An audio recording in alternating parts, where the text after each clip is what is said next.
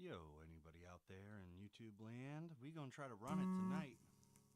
I am gonna try to go through try to do some singing tonight. We'll see how it goes.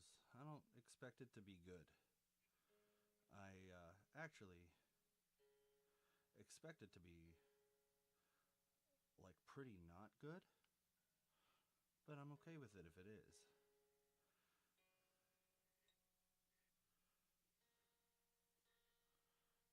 Yo, what up? We trying to run it tonight. We're trying to do some singing. We're gonna see if I try to do that open mic tomorrow, if it turns out to be a disaster. You know what I'm saying?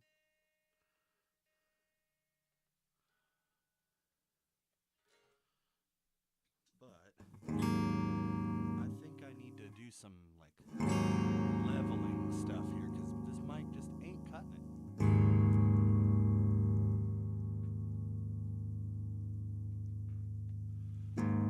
For some reason, maybe it was just a little too far away from me. You know what I'm saying? There we go. I think that works a bit better. My guitar's still really loud.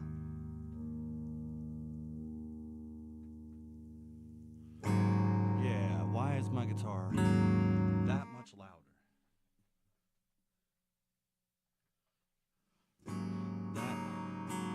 That just does not make any sense to me. Why my guitar is so much louder than my vocal mic. Just seems a little odd. Yeah, that's what I'm saying. I don't know why it's so low.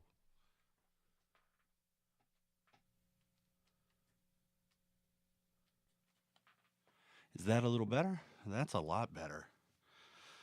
There we go.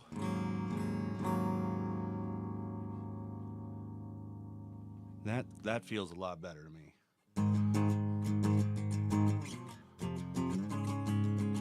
Feel like I can hear both pretty equally.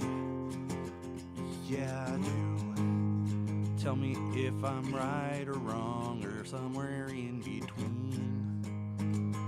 I don't know, 'cause I can't tell a thing or two. Feels right.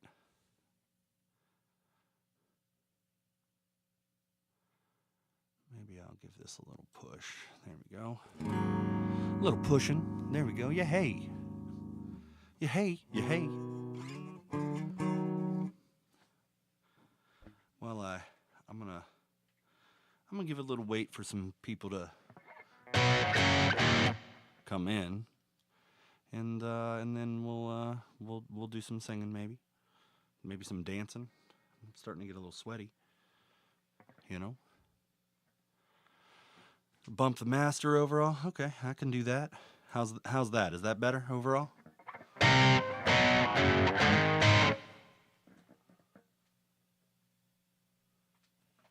Give it a little reverb. Yo.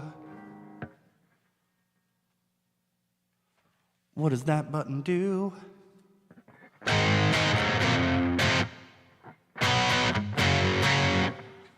So I'm getting into peaking on my side here, so.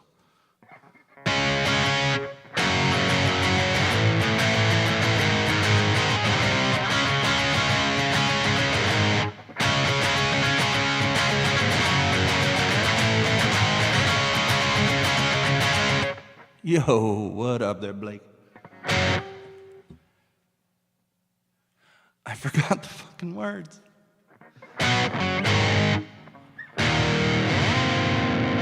So we're gonna try to run it tonight. An open mic popped up tomorrow, and I'm gonna try to do something.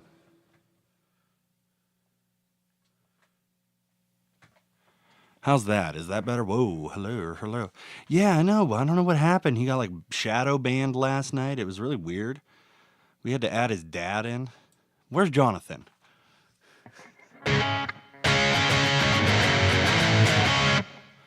Dude, didn't we write a song like that?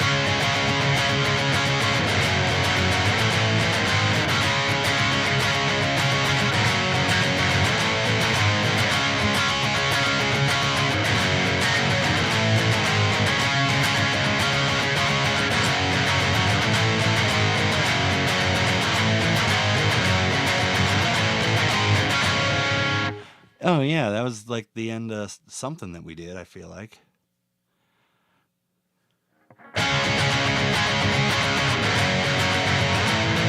Yo, Lidl, what's up, buddy? You living the dream over there? I'm trying. I don't know if I'm gonna be successful, but I'm gonna try it out.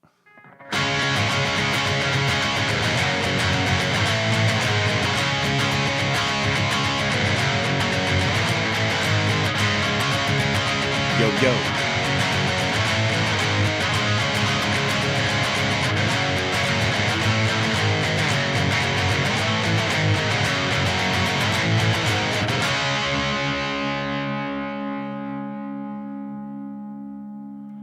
I feel like that's like the end of Pretty Average. Am I wrong? Like.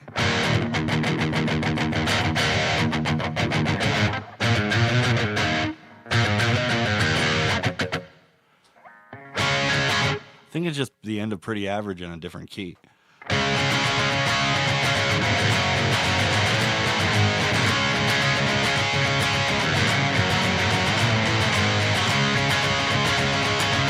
Like to your house or like at the school? Or did you just do it just 'cause? I know how to walk the dog. I used to be able to do, what was it, the cradle and a few other trickies.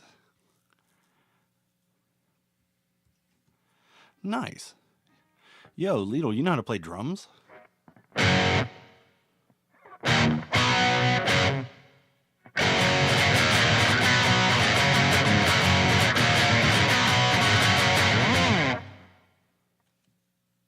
Yeah, so it's, I mean, hey, you know, we could do something with that. I'm down with that. That's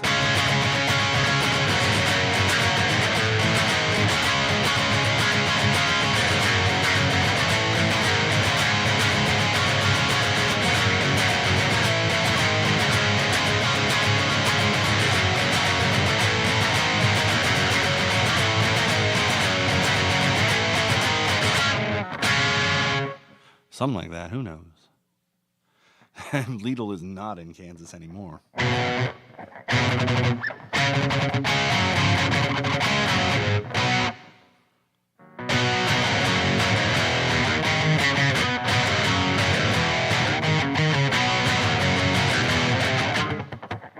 What was it that I wrote earlier? What riff did I write? Was it something like that?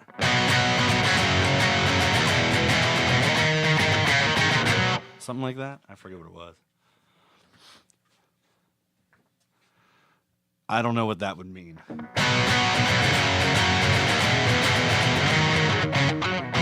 I don't know what that is. Like a that?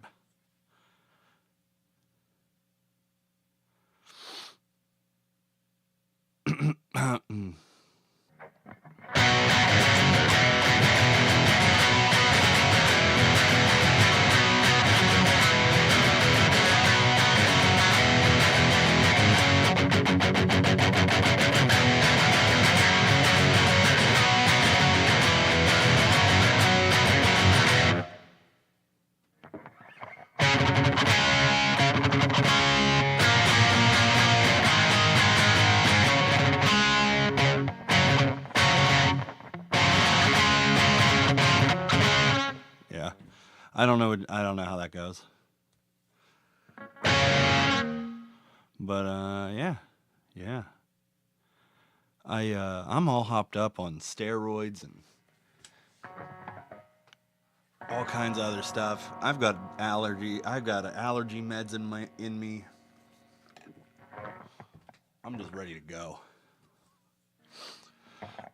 So yeah, I'm gonna see if I can sing to do that open mic tomorrow. So I'm gonna go ahead and give that a shot here real quick. We'll see how it goes. If this song is a no-go, that means all the songs are no-goes.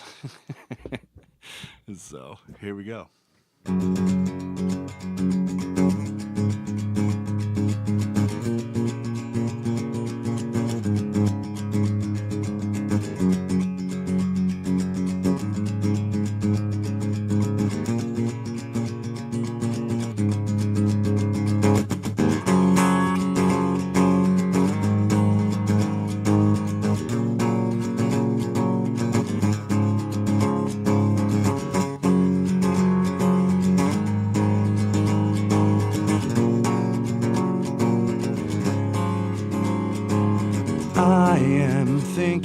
it's time for us to... Wow, I forgot the words. Hold on. I am thinking that it's time to put aside the things that we both try to hide. Somewhere in our mind, we are breaking down through tears we haven't cried. If everything is perfect, you don't care at all. Just enough to project what we're screaming in the hall. This is what I protect, it's why I built this wall. There's just enough to reflect whether we will rise or fall. We will rise or fall. Somewhere out there on the road, we lost the things that guide us and try to take us home. It's been several weeks, it shows, since we have thought about forgiveness and the peace that we have known. If everything is perfect and you don't care at all, there's just enough to project what we're screaming in the hall. This is what I protect, it's why I built this wall. There's just enough to reflect whether we will rise or fall. We will rise or fall.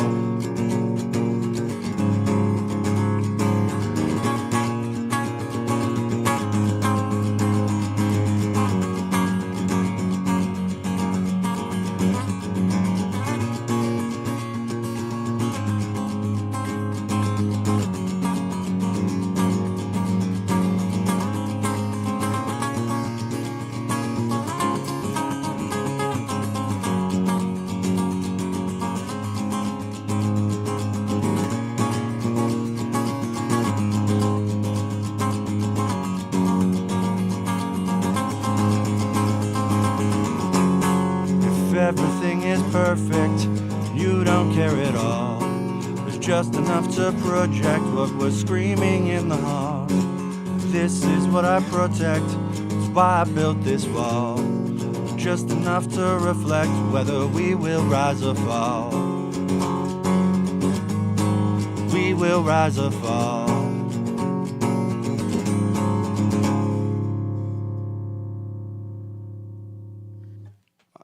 I'd give it an okay. I'd take a pass on that. The guitar didn't sound good, but you know, this guitar isn't made for that. This guitar is made for this.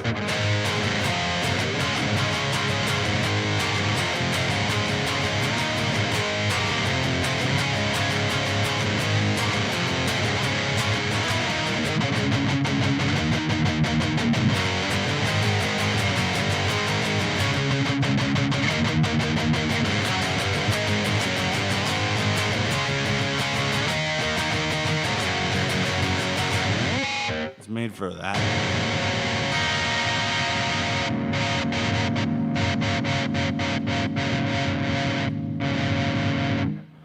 Oh, the punk version of I Thought You Said?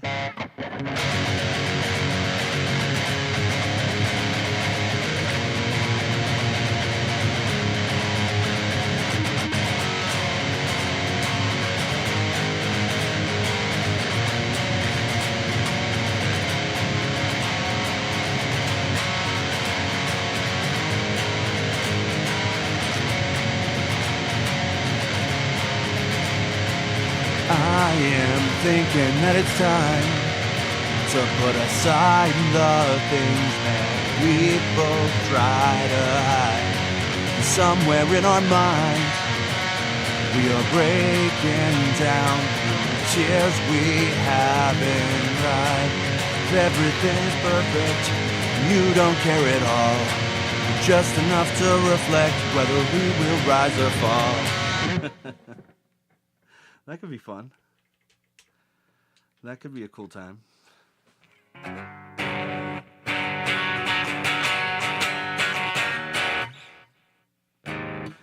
Something's not right.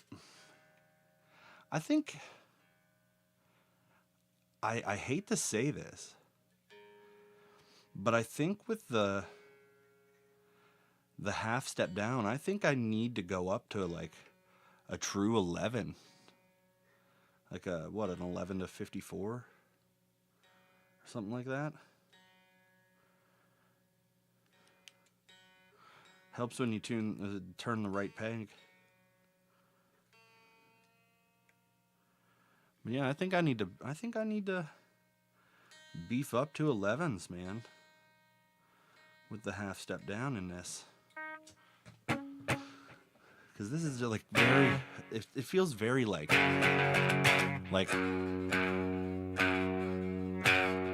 very buzzy. And it was feeling the same way on the Strat that I have too. It's like, I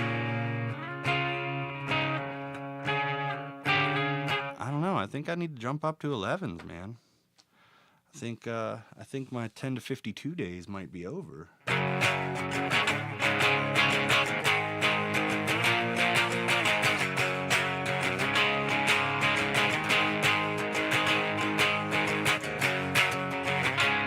All right, Snoopy. Oh, dude, no. Oh, that was so good. Oh, yeah.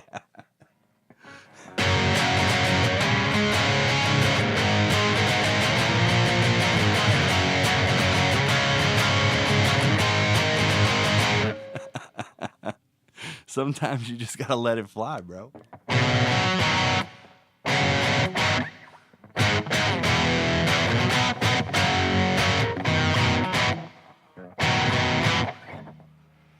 Oh, man. I'll tell you what. Today was one of those days. Because I was on here until, 3:00 something in the morning last night. Woke up at 6:30 in the morning. And I've been going ever since. And I'm just like, at this point, I'm just paunchy, you know? Yes, you were there. It was a good time, man. It was a good time.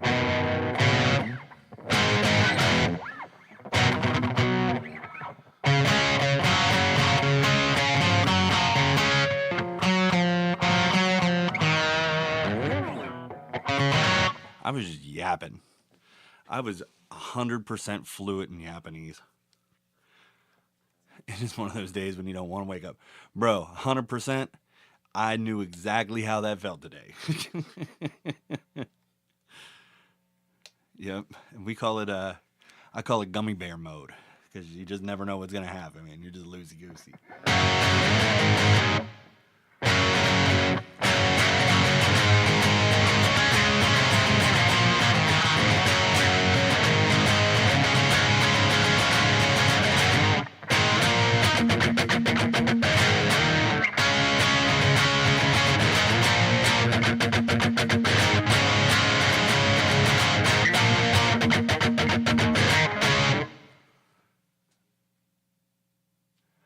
Man.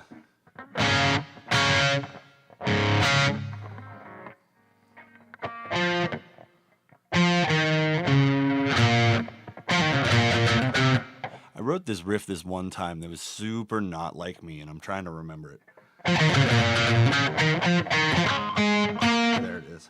I need more gain.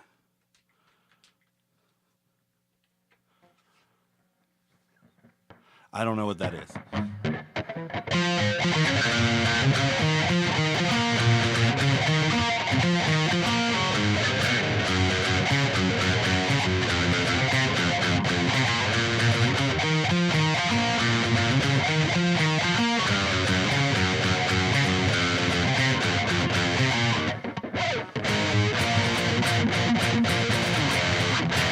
What was it?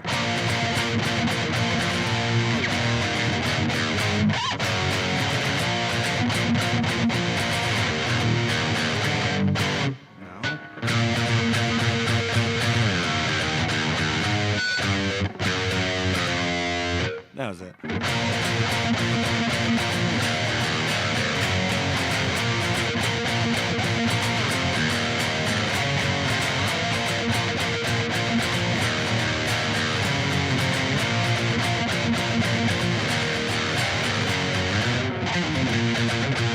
I don't know. I don't know what I did with that, but there was a weird riff.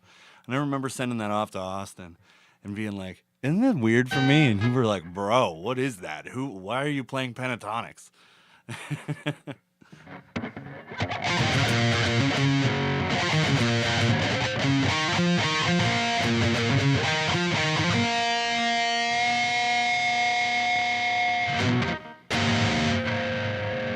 I'm done with this guitar right now. It has me underwhelmed tonight.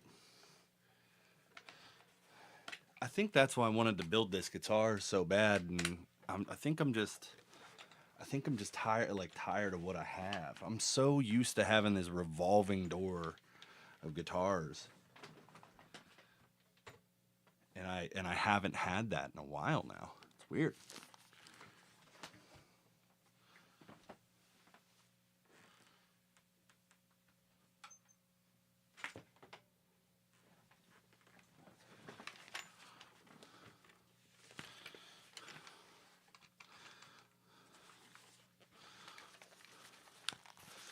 Pull out the old blue Jazzmaster.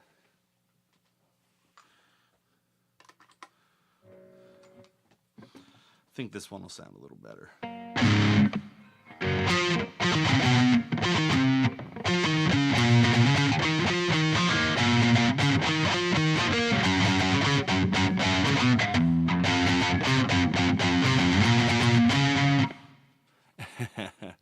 Dude, I love my Jazzmaster. For me, I figured it out. It's the scale length thing for me. I like the 25.5-inch scale. So here's the thing about a Jazzmaster is if you're buying a Jazzmaster because you want really good tone, you're buying the wrong guitar. You're just buying the wrong guitar. You want to buy a Jazzmaster for the vibe and the comfort because they're so freaking comfy. They're just contoured in all the right ways. I don't know if you're a big boy or not. I'm a big boy. I just found out though. I found this out the other day. My bathroom scale's been lying to me. It was telling me I was 295 pounds. 295 pounds. Guess what? I went to the doctor. 282. 282. You know how happy I was? I was like, do it again. Do it again. Zoe.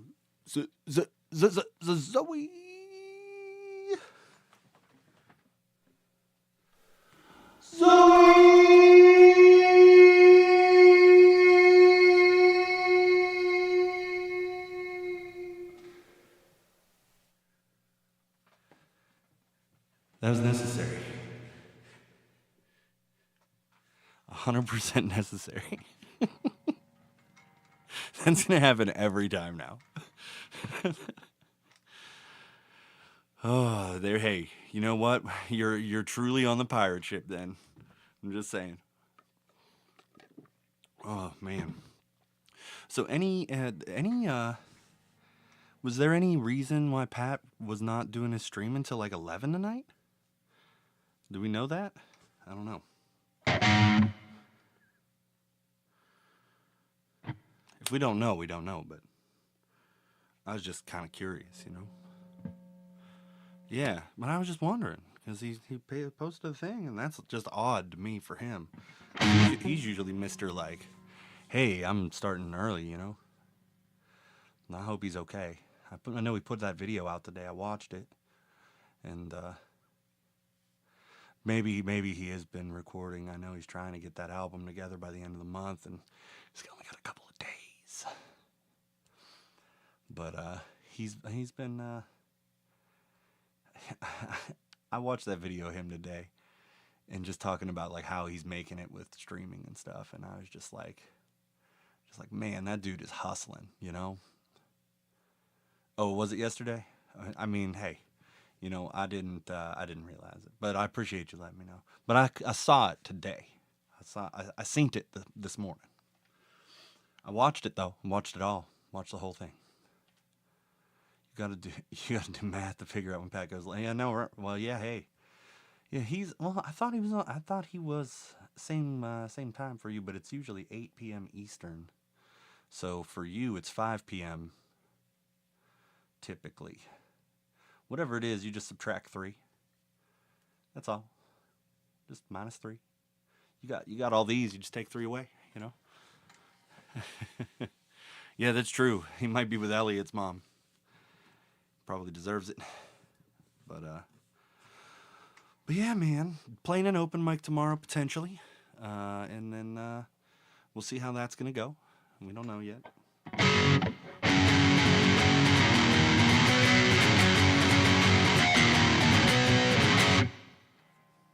Yeah, open mic. I'm gonna record it if I go.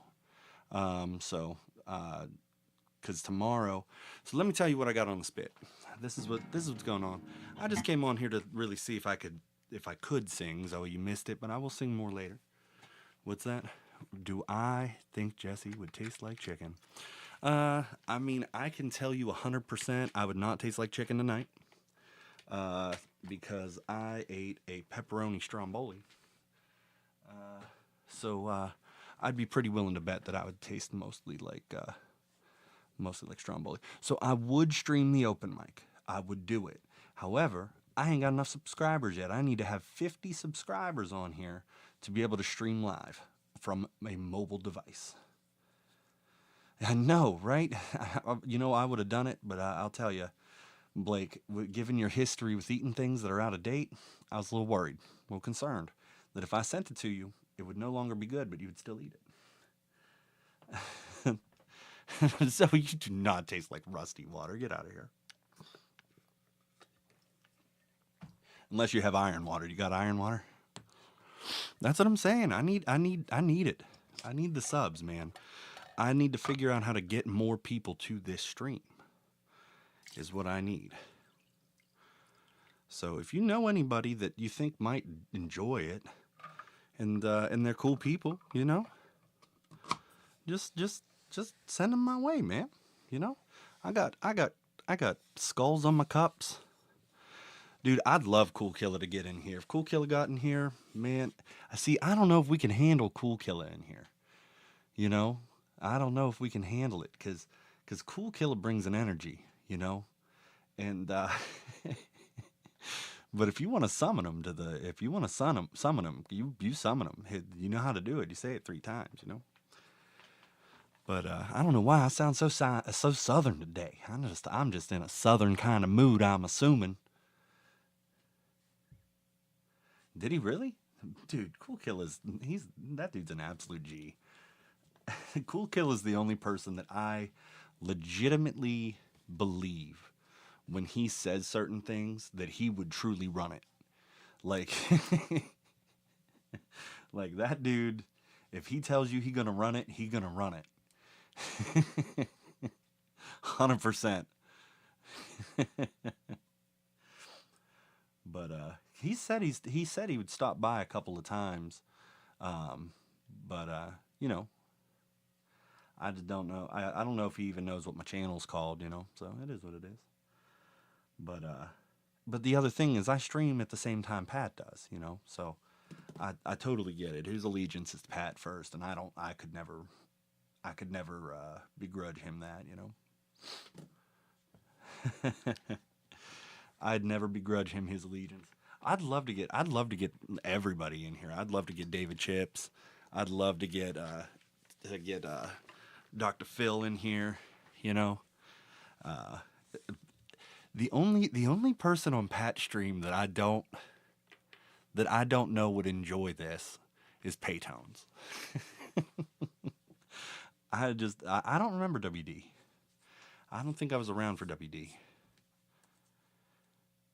Who else is there? Meteora's pretty cool. I like Meteora.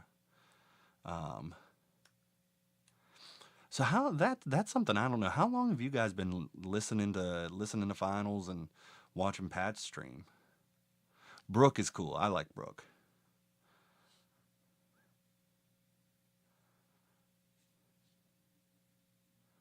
Oh, so you started listening to him in March, okay?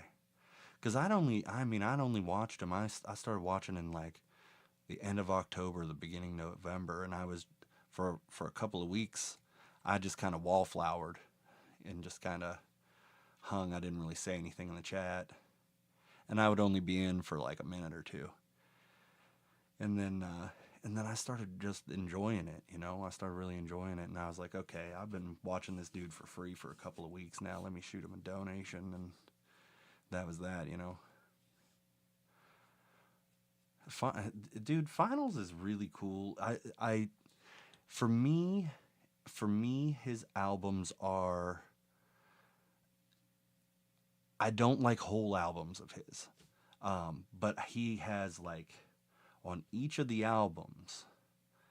I would say that he has about 4 to 5 songs that are absolutely just bangers for me, and the other ones are good, just not for me. And just for whatever reason, they just don't hit right for me. And but like Dead Athletes is just that is a next level song. Like that has everything. Who else? What else? Memory Claim, fantastic. Nostalgiac, how can you not? You know, oddly enough, Featherweight, not one of my favorites. Featherweight is not one of my favorites. Yeah, his stuff, his heavier stuff is so good. I love when he does Nostalgiac electric. You know,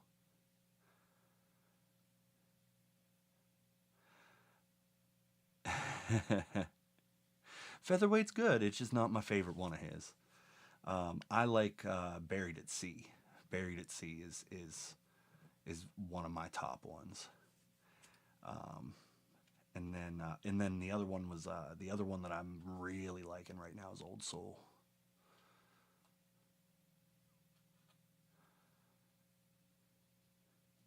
Oh, your band, you mean? You're not like everyone else. You hitting hard.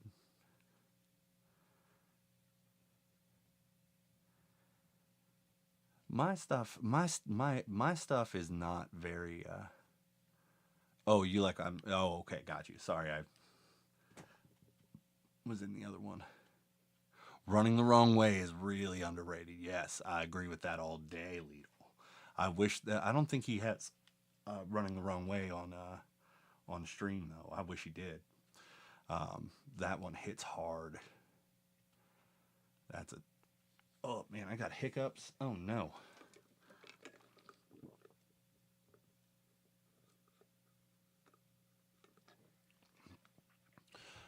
Those are two good ones. But yeah, I mean, dude is really good. I mean, so I never got him a chance whenever we lived here, whenever he lived by me. I never got a chance to hear him play or sing or anything. And so again, when he told me that he was going to leave doing what he was doing to go pursue this, I was like, okay, dude, if you say so, like but I didn't know. And so I'm just super impressed. Just super impressed by him, you know. I just am was so taken back by his ability to perform, and then for him to be able to just pull out a million covers that he can do. Now, granted, he has limited stock. It's limited bands, but like that's still just to be able to be like, okay, hey, let's play this one now. Okay, cool, we're going. It's just like I'd have to practice for 6 weeks to learn each one of those songs. And that's just whoa. What did I just do? Ooh, I liked that. Hold on. We're going into emo shit territory here.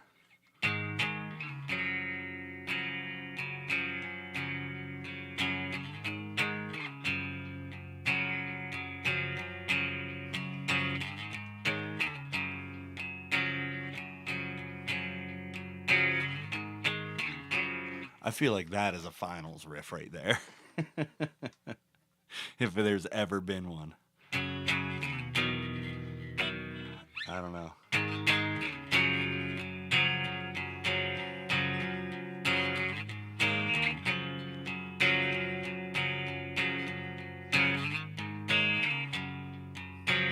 The only songs that I do not like that Pat covers are his Sublime covers. That is, and it has nothing to do with Pat. It has everything to do with Sublime.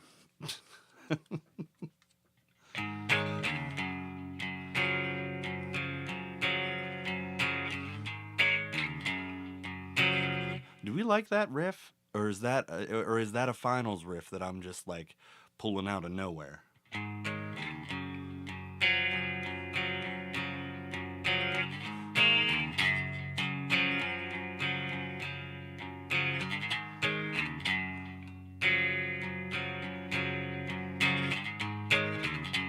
Now, do we think it would sound better with some with some go on it? You know?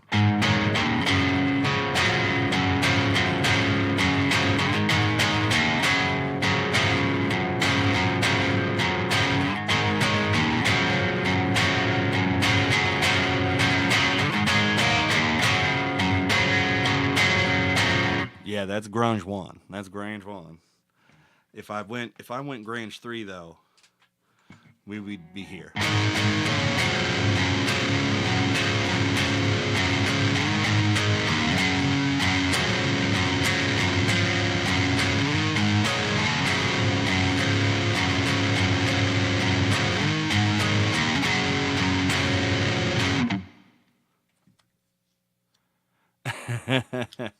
Okay, I'll try to figure that out.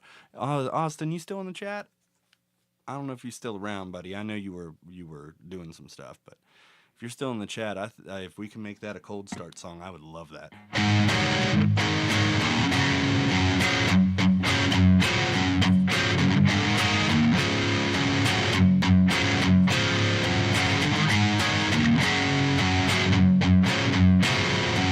And then where does it go?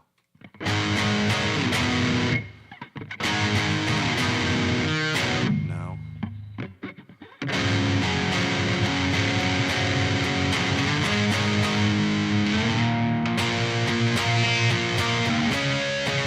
I like that. I like that. But is that too basic there? Right? So.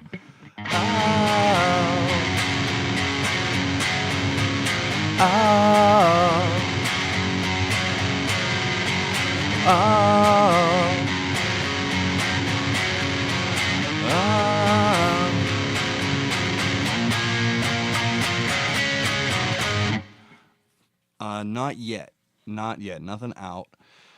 So Austin and I are we've been working toward Cold Start for a while. We've had several different iterations of things, and a lot of the stuff that you've heard so far is ripped flannel stuff is kind of stuff he and I kind of started, and then it was more of a passion project for me than for him, and it was just kind of Midwest emo-y stuff, and wasn't what he wanted to make, and I could respect that and whatnot, and so I just decided to. Lidl, I don't know if you know the whole story for me and what I'm doing and why I started streaming and all this, but I at the end of November, the beginning of December, I went through a breakup that was a little gnarly for me, and the reason that was given to me for the breakup was that I was too selfless, and that I was and she was too selfish, and so it was a weird thing for me to hear, that me being too selfless was a problem. But I guess she felt like I was not. Yeah, whatever she thought I was doing she thought I was giving everybody else too much time and not her enough time, you know.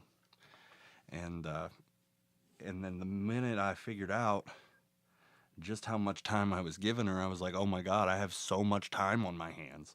What am I gonna do with this, you know? And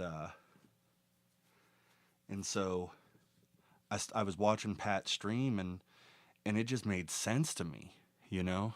Nah, you don't need to do all that. It was a good thing. This is a good thing for me.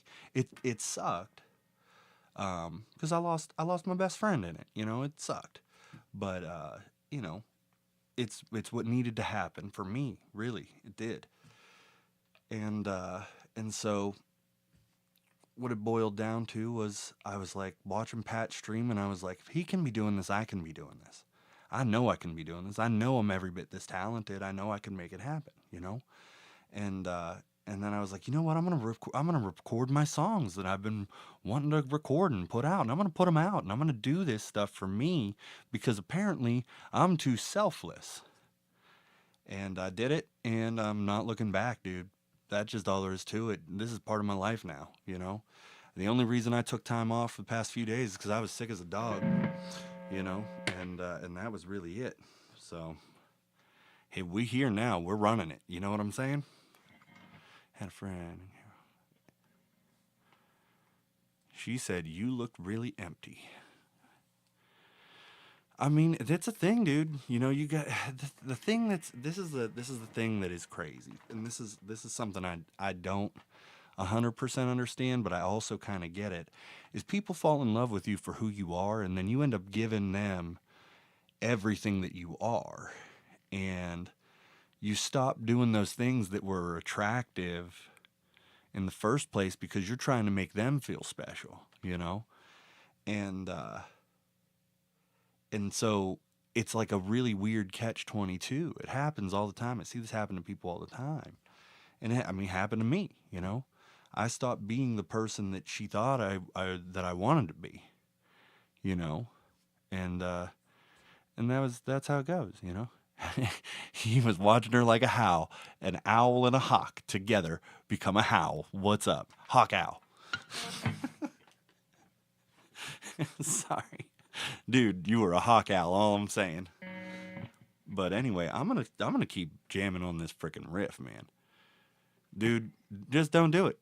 Lidl, just don't be in a relationship and you never have these problems, man. I'm kidding. Their relationships are great. Just make sure you don't compromise who you are for it. I really like the way I was like singing over that too, though. Oh, oh, oh.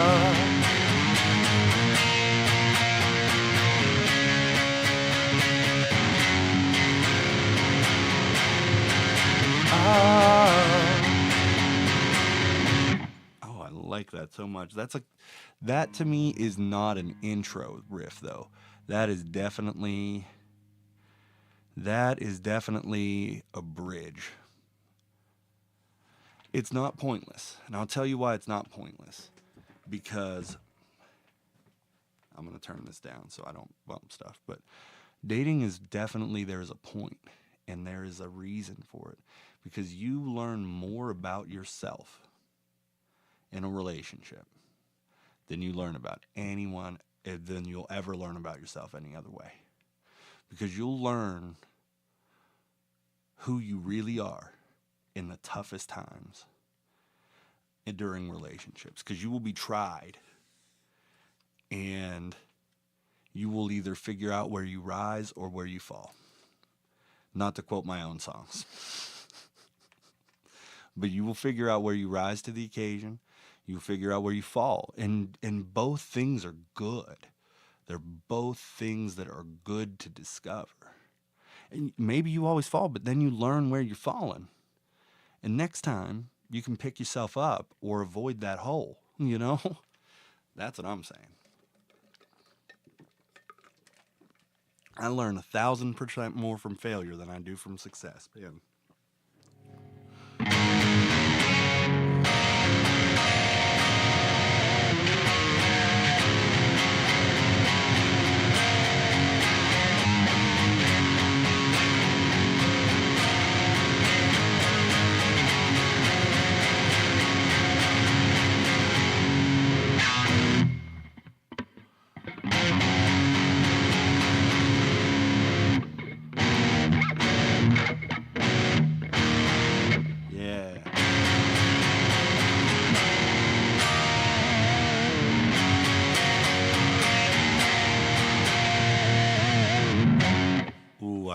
I really dig this. That is That is sex and music to me right there.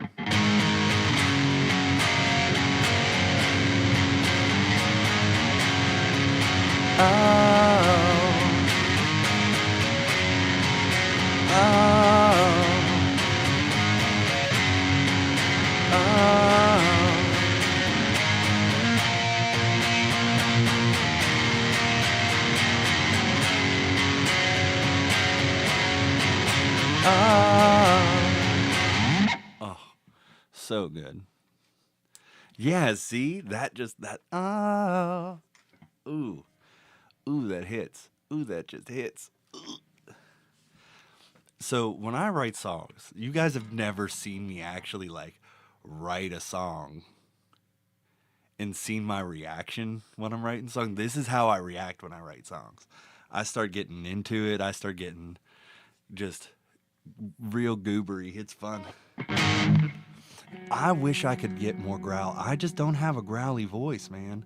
I'm just such a like pretty voice motherfucker.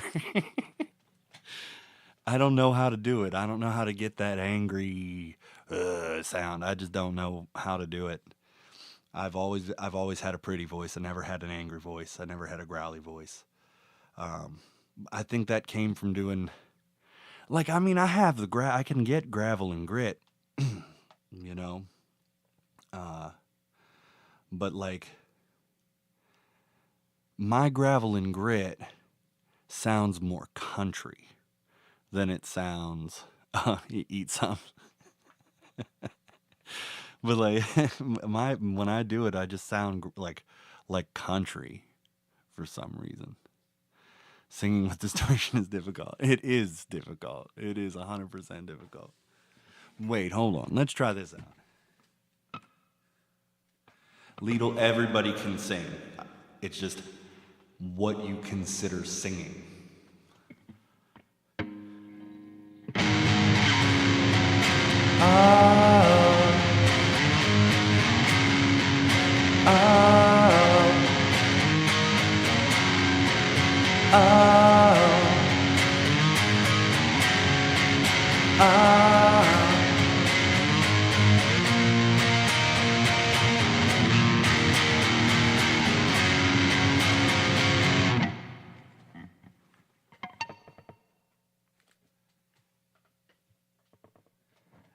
So, okay, I have to take that back. I can sing with gravel and grit. And I'm going to prove it to you. It's going to take me a minute to find it. But my voice has to be at a certain volume to hit it. And with people sleeping in the house, I can't do it.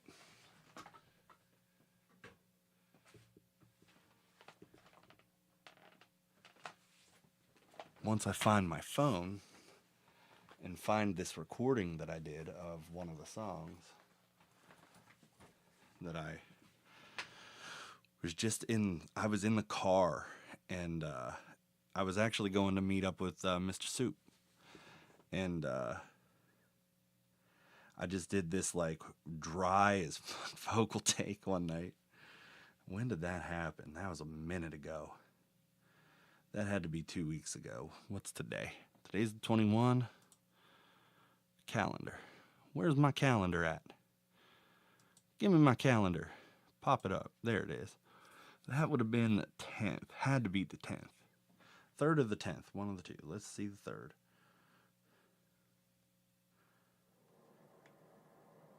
Goodbye, my favorite stranger.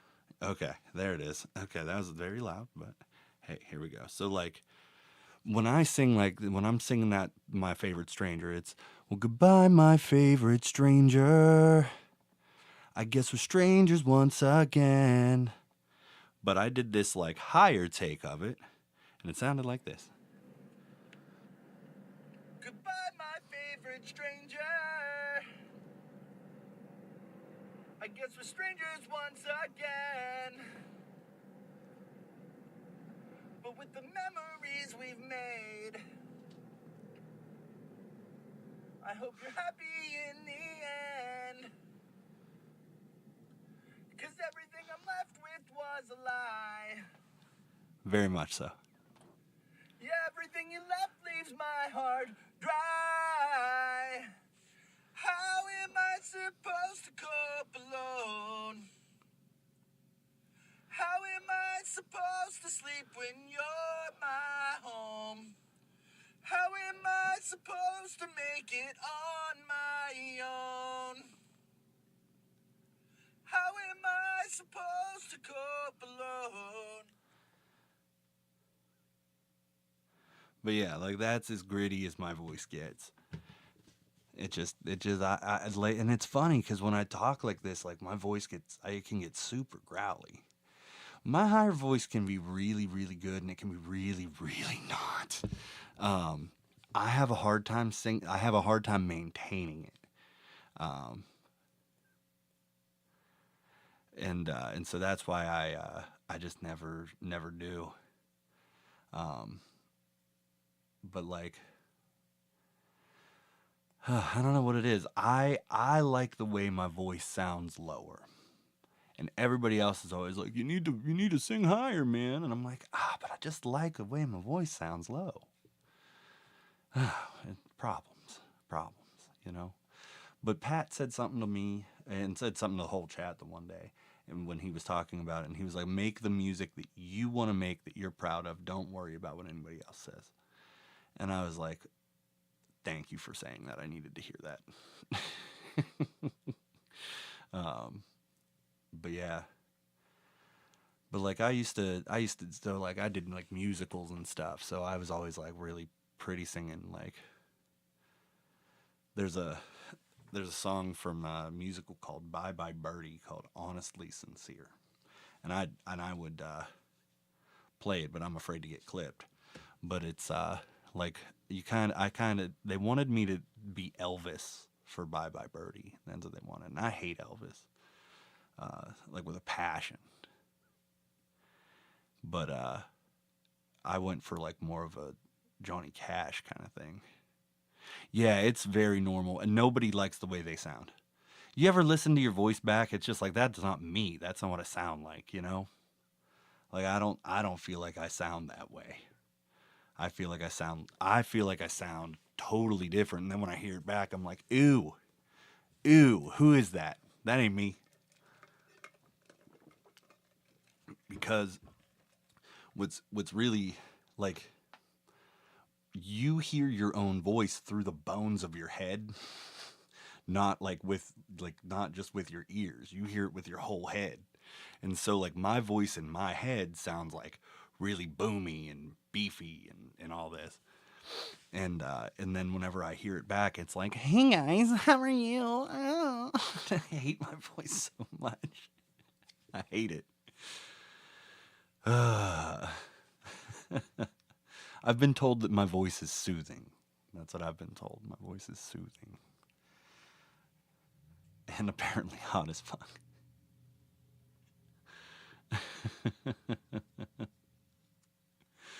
Oh boy. I got into an argument with my dad today. I won't get 100% into it. Those who know, they know. But my my family and I are very politically opposed. Let's say I'm definitely on one side, and they are on the very other side of the argument. And if you know which side I'm on, you know which side I'm on. And my dad sent me a message today that just absolutely just made me so angry. and Blake, it was actually along the lines of what you were saying to me today. And so when you sent that to me, I was like, bro. Because it was so along the lines of what you said that was sent to me today. And I was just like, I don't understand how you raised me to be a person that doesn't hate people, and yet you hate everyone. Oh, dude. Oh, just everything. Everything you said. But, like, I don't understand how he raised me to be this person who's like, You don't judge anybody for what they are, or who they are, or what they do. You just accept them and you move on. And that's what he taught me to do. And now all of a sudden he's like, "Oh, if you ain't white, you ain't right." And I'm like, "What? When did this happen? Like, what what is this? Like, you taught me to not be that way, and now you are that way. What is wrong with this?"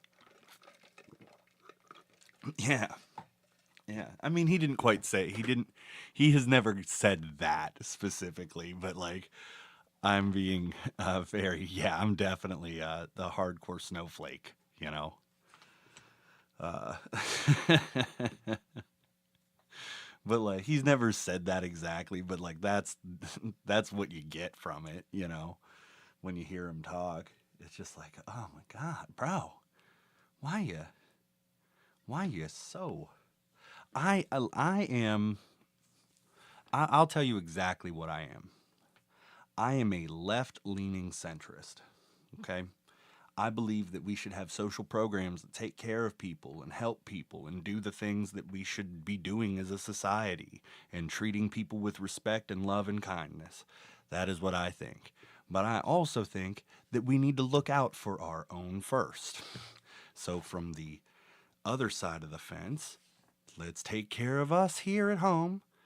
Yes, are altruistic and humanistic, ventures important for the whole world? Absolutely, they are. We need to be in other people's business from time to time when it is necessary.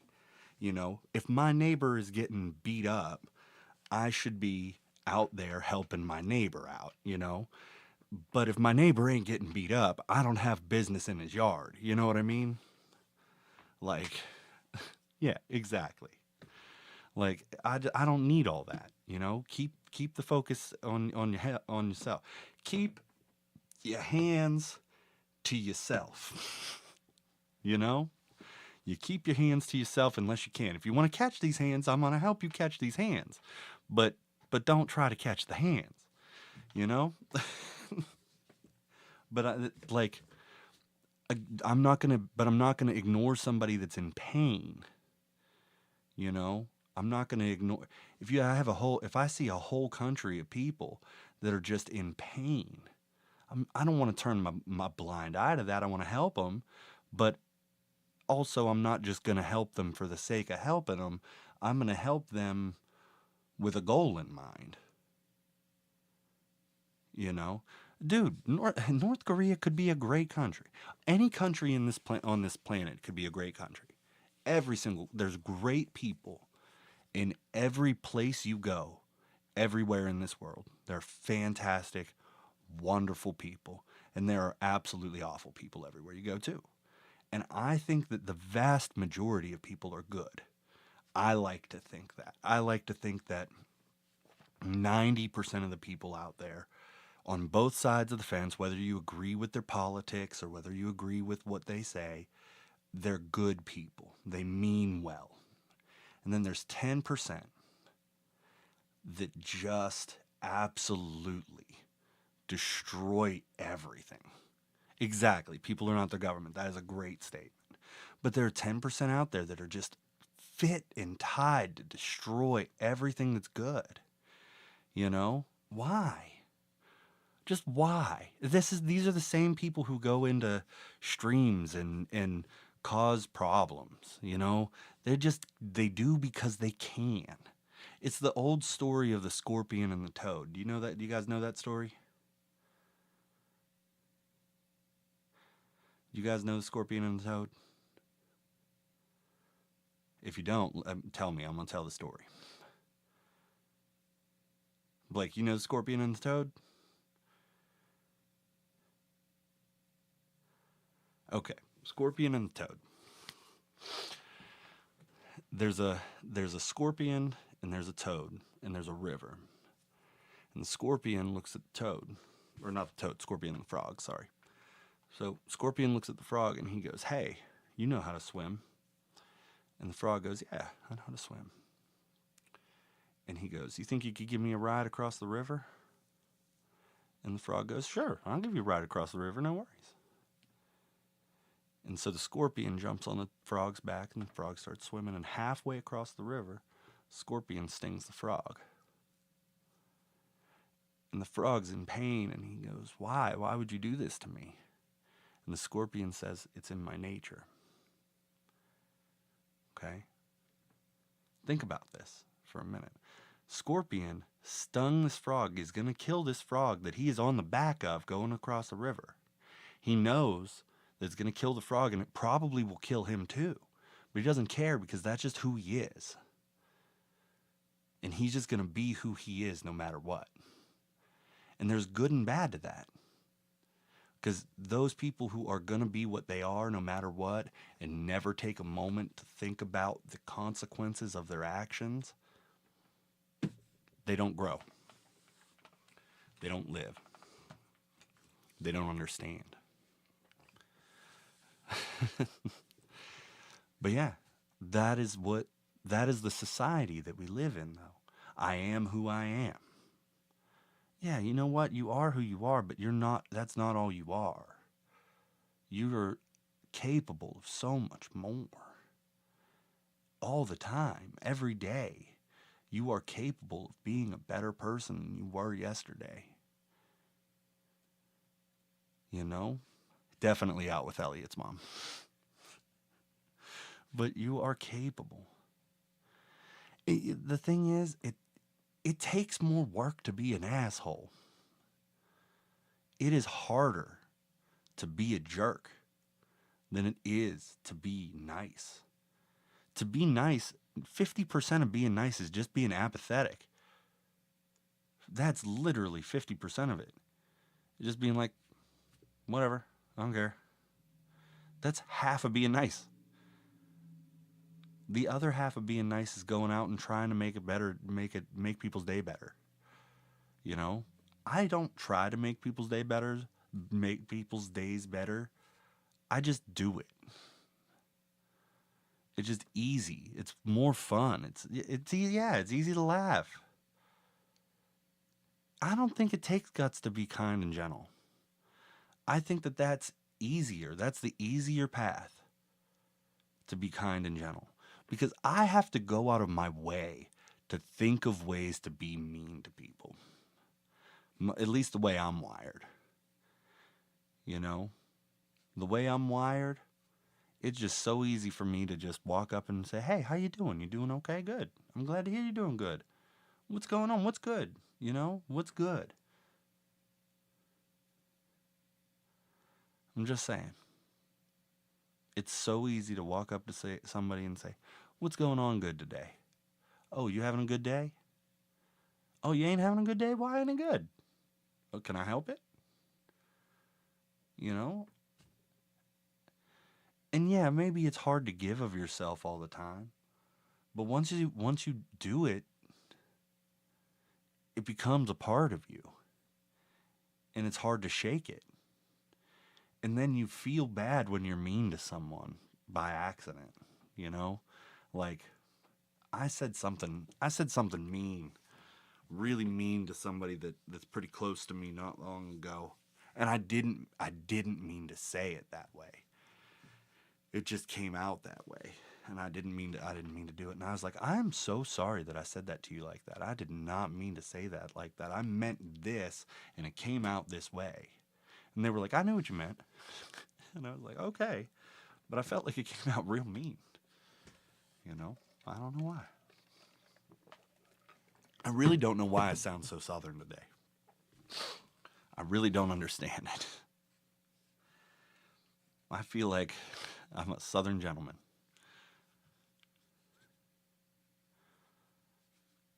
You know what? Let them not say not nice things back to you. Anybody who's going to say things to you that are mean and nasty, they don't need to be a part of your life anyway. They're nobody to you at the end of the day. You know?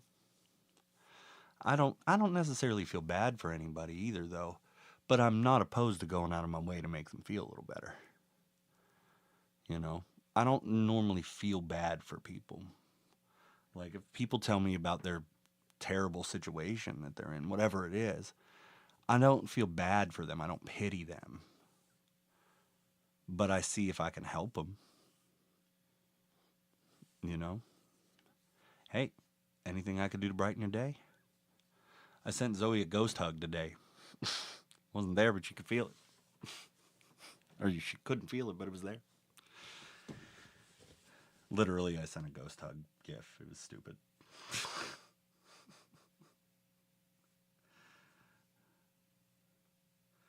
But I guess I'm a naturally protective person of those I care about.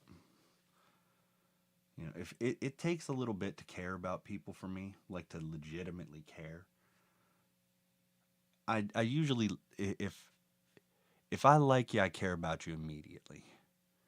And like Blake, I'll tell you this. So watching in the chat and stuff in Patch Chat, and watching you interact in Patch Chat as a mod, I immediately wanted to buy you a song.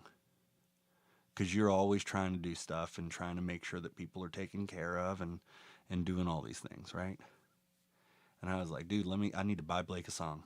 And I think you were the first person, Blake. I think you were the first person that I ever bought a song for. You know? And I was like, Blake needs a song. He out here working, you know? And so, and I was just like, this dude is just doing cool stuff, you know? That's a terrible thing. Don't try to destroy people.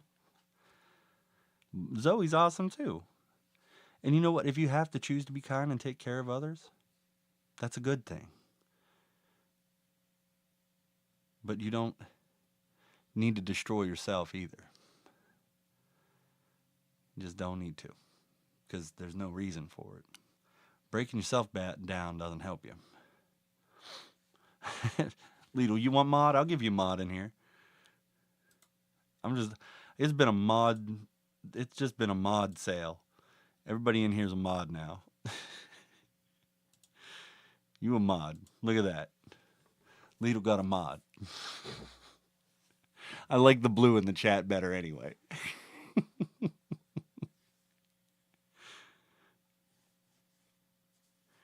There you go. Yeah, see, you can't get banned. Blake, you got banned anyway, bro. I don't know how that happened. What happened, bro? Oh, man. What a funny thing.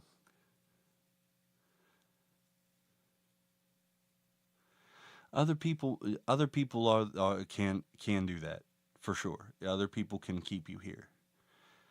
You know. Oh, you said the F word too many times. I got you.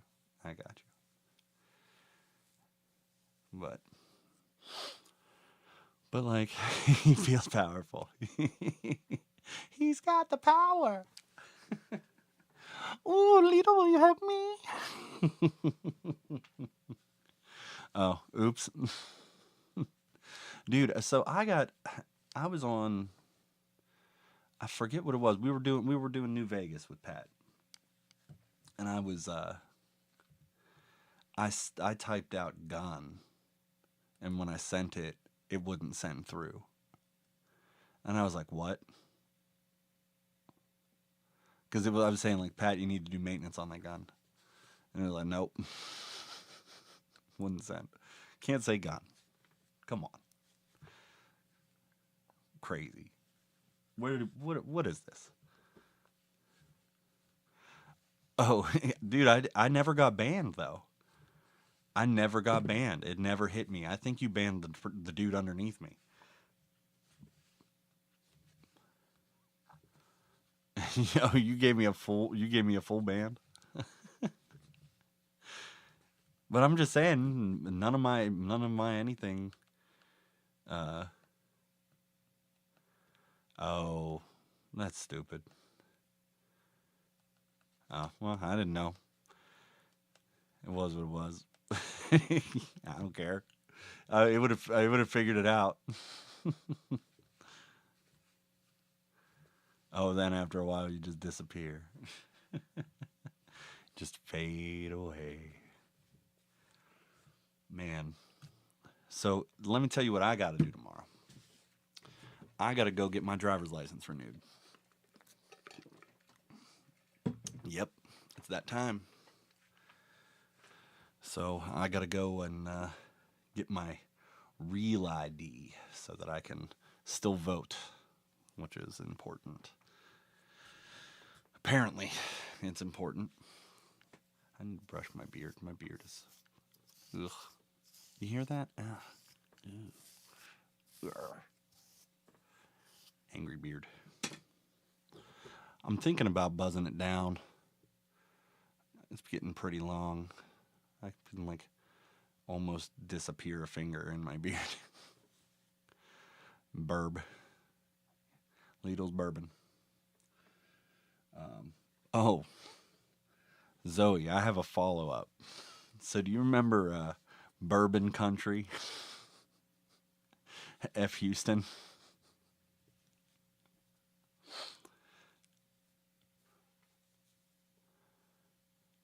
Okay. So, I work with this guy, right?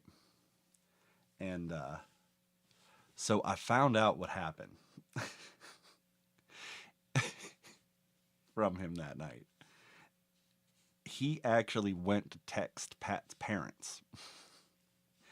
And he was watching Pat's stream.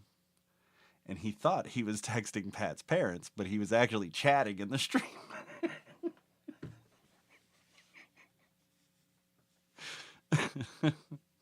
So yeah, Blake, there's a guy that I work with that knows Pat's mom.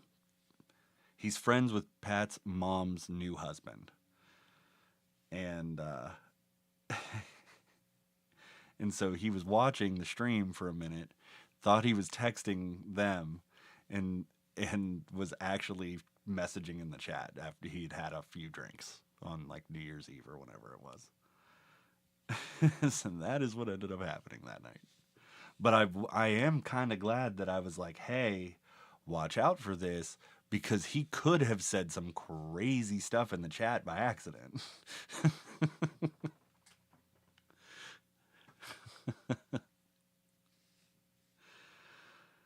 Oh boy. Oh boy. But yeah. But no, he did put Pat's real last name in the chat that night. So, which I don't know how public knowledge that is, so.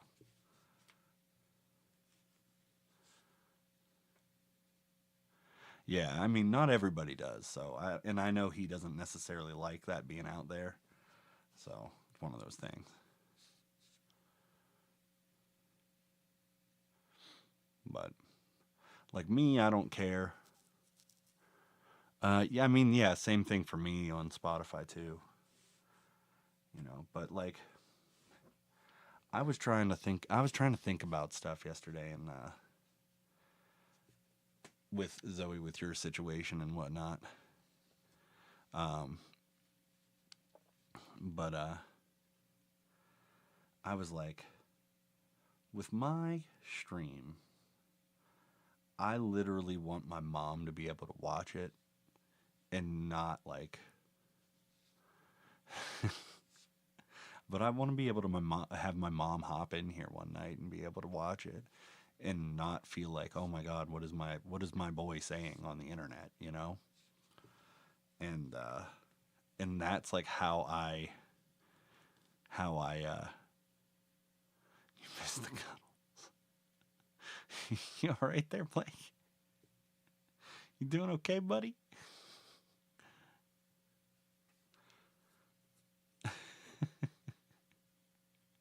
I don't know what that's a reference to, but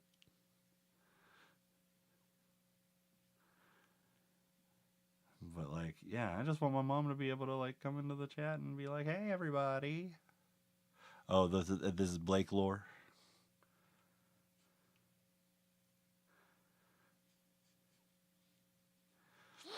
Oh man. But yeah, I'll say this: I cannot stay up until 3 o'clock in the morning again tonight. Oh my God, I was a wreck today at work. Oof, oof. Zoe, you doing okay?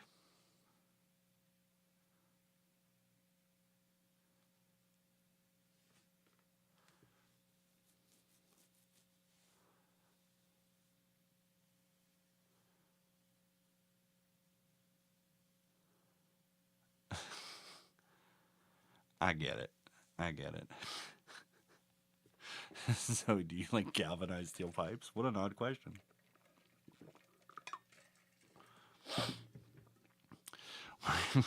We're going to take that out of the chat.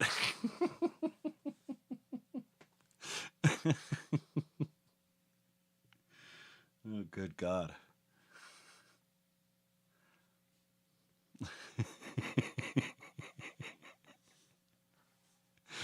uh, good Lord.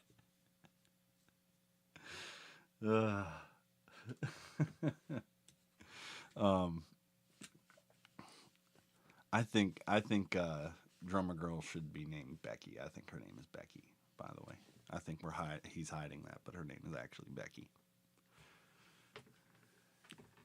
She looks like a Becky.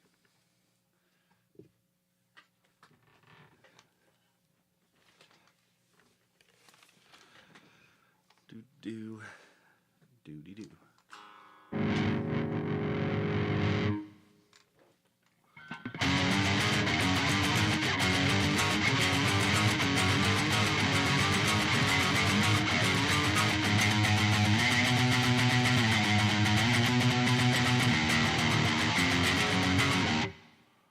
Yeah, I love this Jazzmaster, man.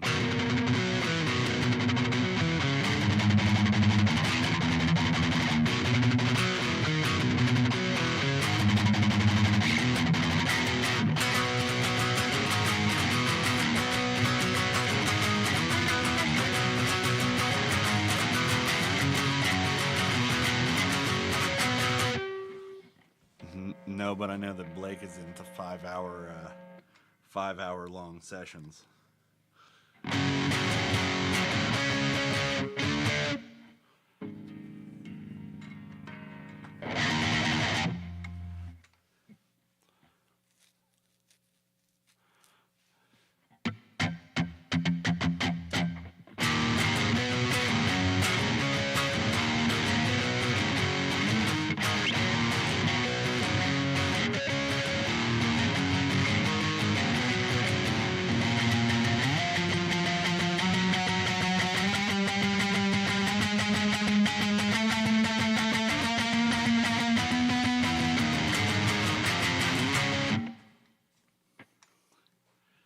Oh God, that sounded extra personal right there.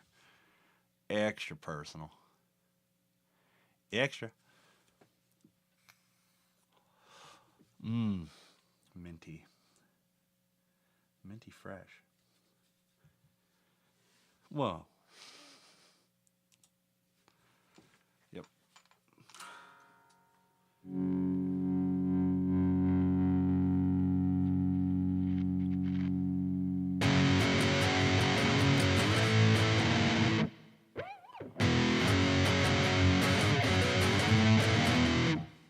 Oh, I turned off my camera for a moment. I'll do it again. Watch. And I'm gone. Gone, baby. That was a terrible choice. And I'm back. I'm gone. And I'm back. I'm gone. And I'm back. Gone back. Gone back. Gone back. Gone back. Gone back. Gone back. Gone back. Yes, I am.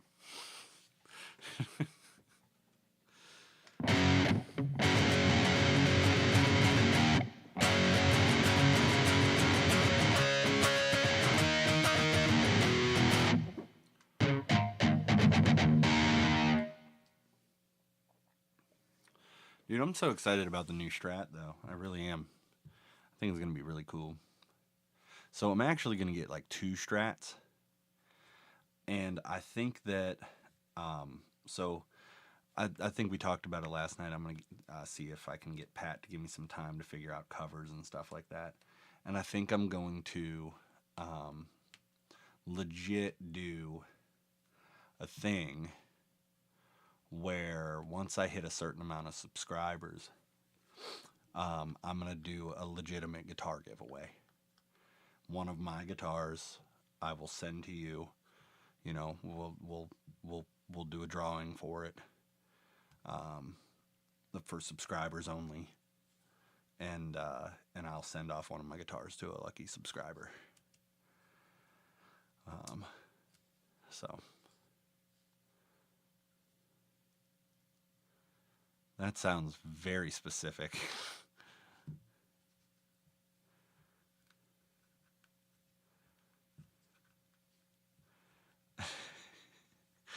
I'm not involved in this joke, but I'd like to be. I would like to know what is happening right now.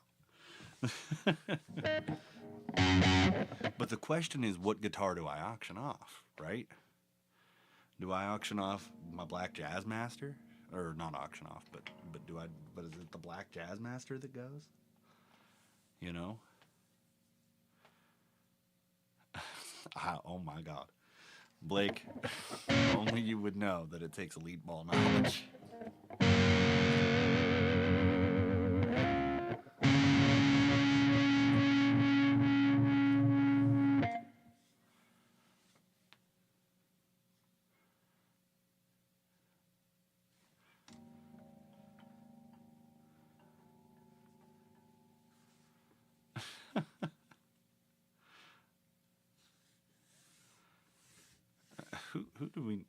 Who is this about? Who is this about? Who is your nemesis?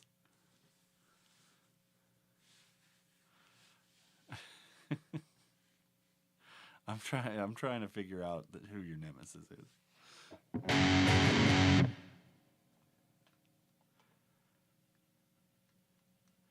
It's not David Chips, is it? I just don't know. I'm just out of the loop.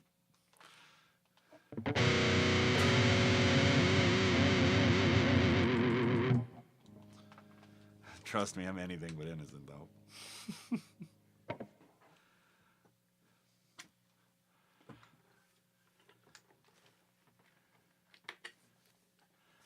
I'm just a 36-year-old dude who has learned that being nice is a good thing.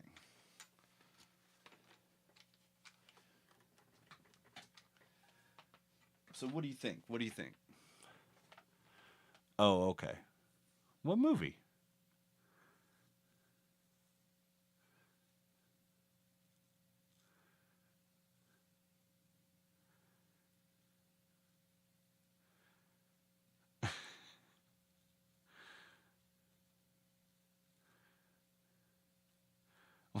Why not?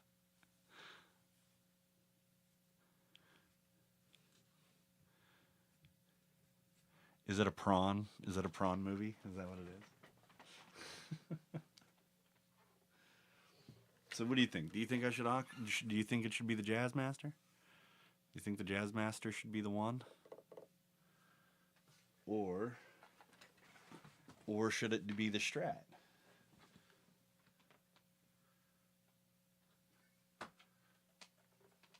Should it be the white Strat to go? Oh no, he messaged it as I looked away from the screen.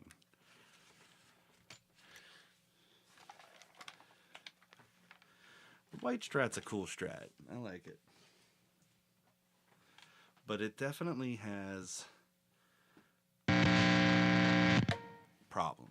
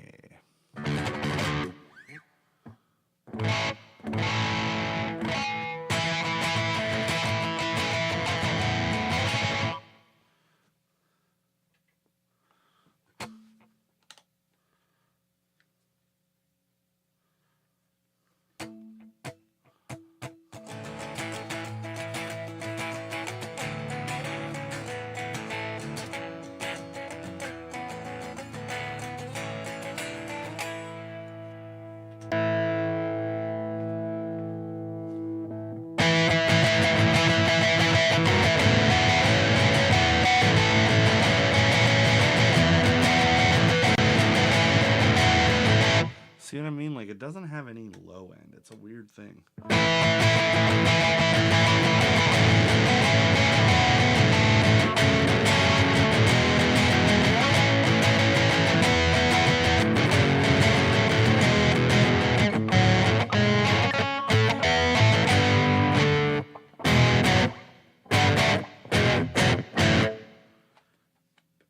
Maybe I should just turn it into an HSS Strat. I don't know. But I think the Strat is the one that should go. It's cool, it's vibey. But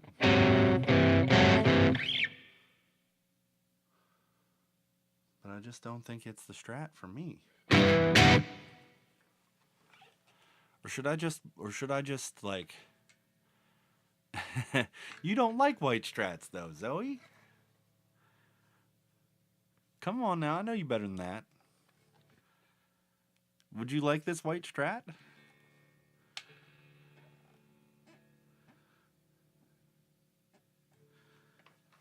If I turned it into HSS, would you want it? Yeah. You would be okay with it if it's HHS or HSS rather?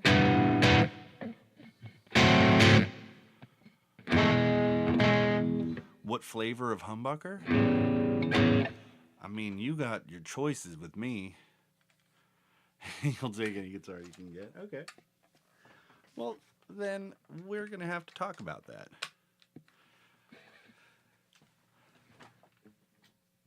Oh, so Lidl knows about Tanner, but I don't get to know about Tanner. Oh, Tanner, I didn't even see you in the chat. Hi, Tanner. You still around?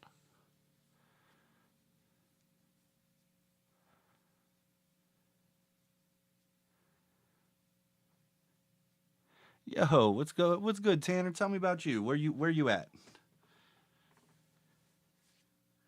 Aside from on the internet.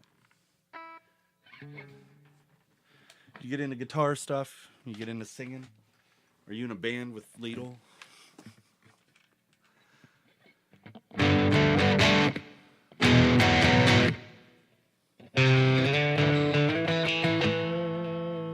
So yeah, everybody in here is a mod, but you, Tanner.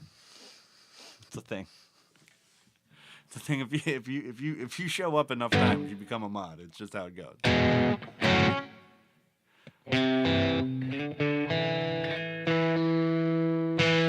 Okay, well, hey, that's cool, dude. Liking music is cool. You know what I'm saying? Oh, do I ever talk to my ex-wife? I have. The last time I talked to her, so. Yeah, we're gonna find out. We're gonna unpack that, Tanner, because we got to find out about music and stuff for you. But as far as it goes, the last time I talked to her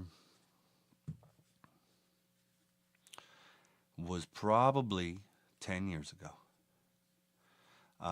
She called me up out of the blue one day, and my response was, "What do you want?"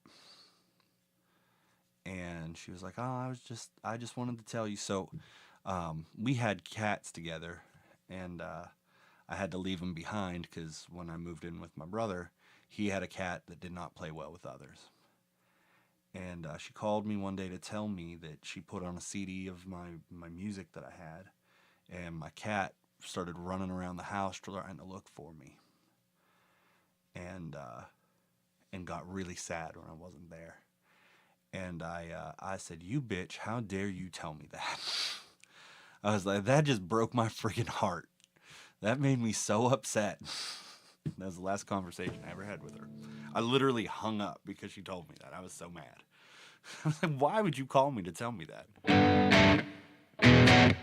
My cat, by the way, her name was Gigi. We got her and her sister together. They were torties. And that was the other reason why I couldn't take Gigi with me, because you can't break up sisters, you know. And Gigi was 100% my cat. That cat would sleep on my chest with her face in my beard and drool.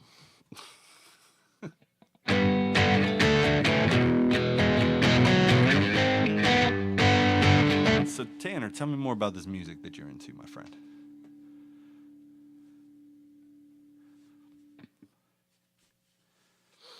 Because I'm into sad boy stuff. That's what I do. I do sad boy things.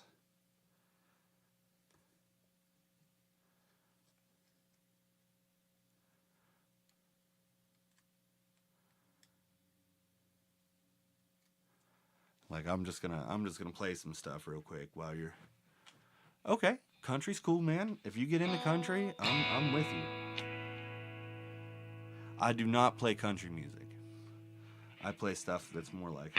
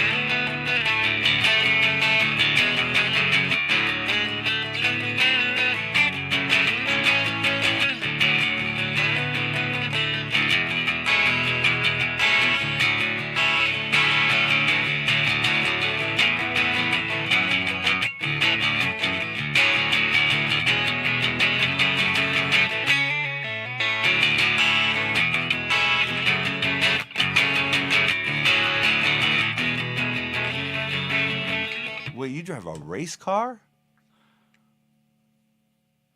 Hold on a minute. That stopped me in my tracks, bro. Like what kind? Like, are we talking like stock car? Are we talking dirt track? What are we talking?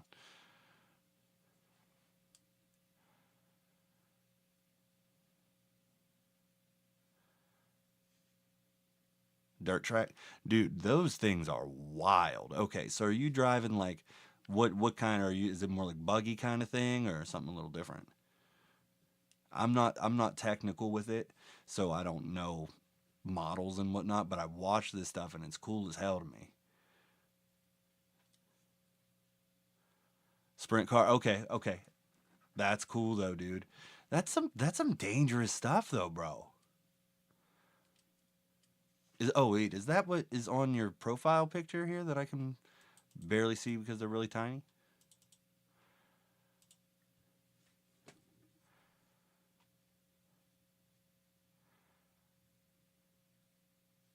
Yeah, so like I drove big trucks for a living, right? For I was a truck driver for a living for a while. And so like anything that's small and fast I get weirded out by because I'm so used to like big and slow. But I'll tell you, I could parallel park a tractor trailer like nobody's business.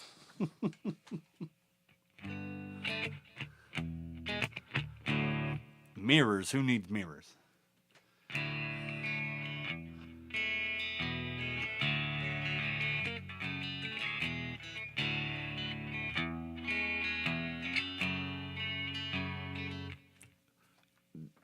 the the way you know if somebody can drive, if, at least me, if you see somebody back into a hitch and they hit it the first time, you're like, okay, that dude knows what he's doing. Without a camera, you can hit that hitch first try without a camera every time. I'm like, you know what you're doing, boy. Oh man, it's never somebody with a Dodge, by the way. I'm just saying. Never a dude with a Dodge.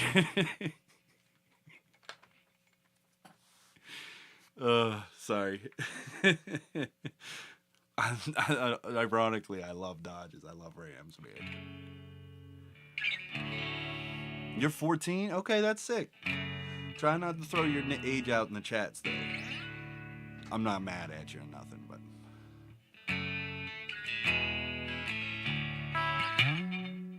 Yeah, just try not to. Just in general, that's good stuff to do. There you go. Yeah, Zoe's 973 years old.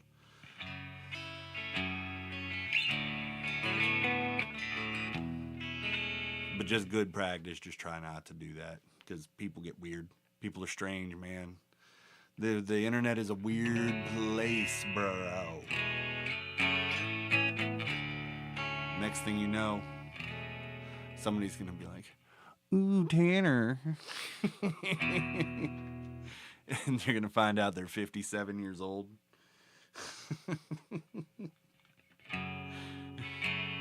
And they smell like mothballs.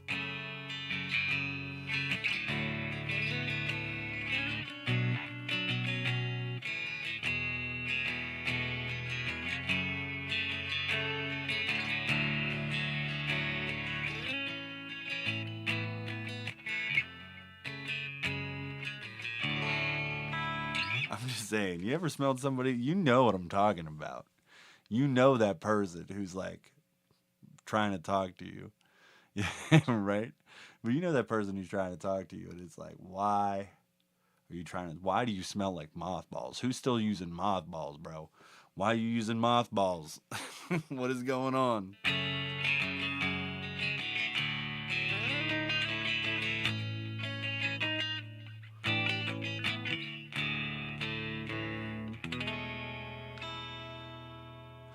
Ooh, Tanner. One of these days, you guys are gonna catch me in the right spot, and you're gonna hear me do my old person impression, like my like true. So like, Tanner, you're new here, so you don't know. I talk on the phone for a living. I sell certain things for a living, and I talk to people of all walks of life every day. And my old person impression is fantastic.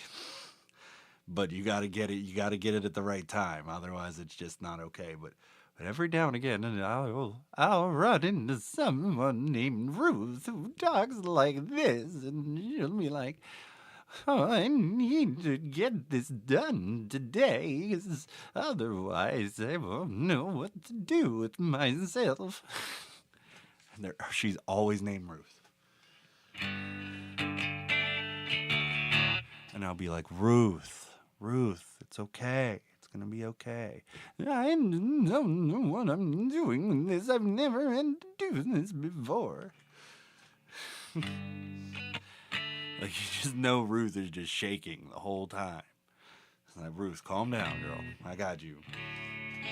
Well, what year were you born, Ruth? 1943. Okay, Ruth. It's gonna be all right, Ruth. It's gonna be all right. I got you.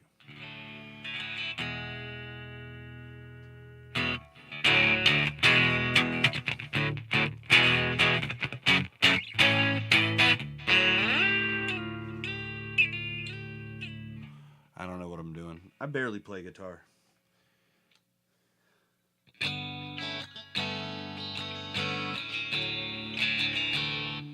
Let's see. What do you think? What do you think?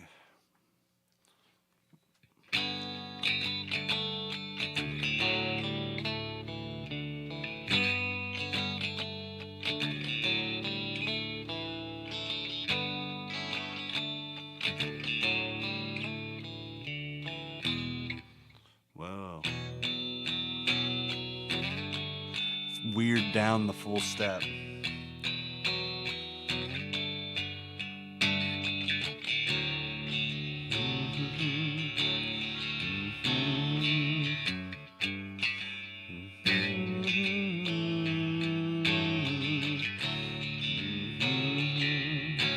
I don't remember the words. Let me pull them up. I'm forgetting things. You take me away from the stream for like 3 days and I forget everything. It's all in your head. Hear what you said. Snap out of it. Everyone gets sad. It's not that bad. Try to be positive. The answer to that question is no. I'm trying a new thing this week. I was doing Monday through Thursday, from 10:30 to 12:30 Eastern. I'm in Virginia, and I was just kind of noticing that I wasn't getting really any new views. I was getting my subscribers, and that was about it. And then that's awesome. Um, but I think I'm gonna start throwing in some Fridays and Saturday streams, and do like Monday. This week is gonna be a little weird just because of I was sick and I took some time, but I'm gonna do Monday, Wednesday, Friday, Saturday from now on, and try to do my thing, and we'll see how that works. Um, so if you wanna pop by, you wanna subscribe, man, go for it. I'm happy to have you in here. Trust and believe. I will talk to anybody about anything. And I've done a lot of stuff. If you have questions, or if you want to, if you just want to know something about me, I'm gonna tell you. Trust. Oh, sick! I didn't even see the count go up. But yeah, I will pretty much answer any question you have for me. I'm not afraid. So, oh, you're one in a million. Oh, there's a million and one. Oh, reasons to keep on breathing. I think your work here ain't done. I think your work here ain't done. You try to help, your words mean well. Don't go it alone. If you really care, show me you're there. I won't feel so alone. Oh, you're one in a million. Oh, there's a million and one. Oh, reasons to keep on breathing. I think your work here ain't done. I think your work here ain't done.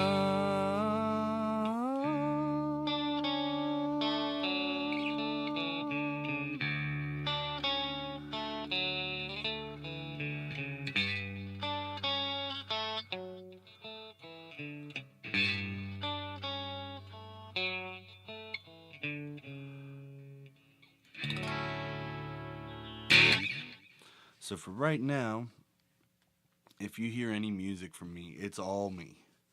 Um, I'm not really doing any covers or anything like that. But I am gonna be adding in some subs, or some subs, adding in some covers and things like that here in the future. I just got to figure out how to do it the right way. I've only been at this for a month. It's been a month. You guys believe that? It's been just over a month of me doing this. It's crazy, crazy. But I know, right? Isn't that nuts, Zoe? That it's like been a month already? It's just crazy. But what did you think, Zoe? I know you like that song. Did you like it down like that?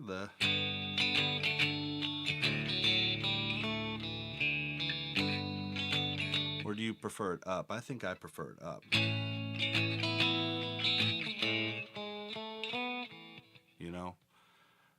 I don't know, that's just me.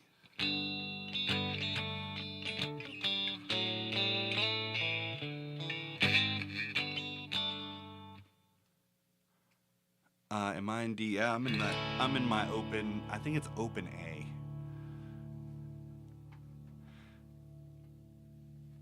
Yeah, it's like an open A tuning. I forget what it is. D A E, a C sharp E.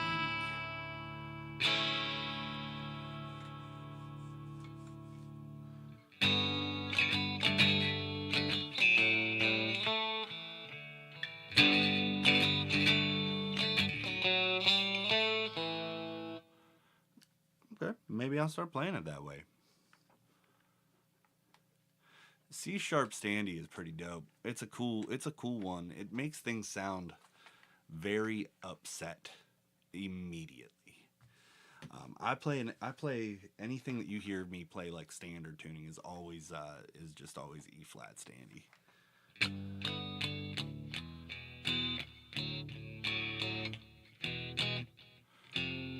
we gotta get a guitar in Tanner's hand.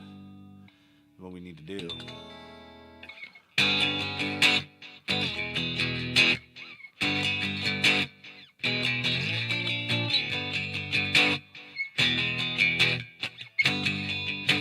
If you can drive a car, you can play a guitar. If you can dodge a wrench, you can dodge a ball. That is one of my favorite movies of all time.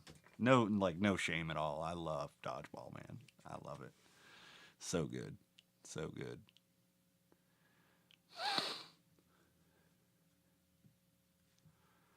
But yeah, man.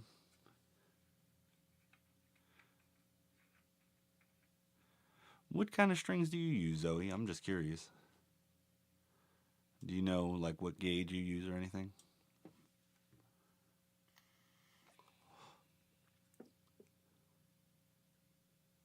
I like them thick boys. I like them thick boy strings.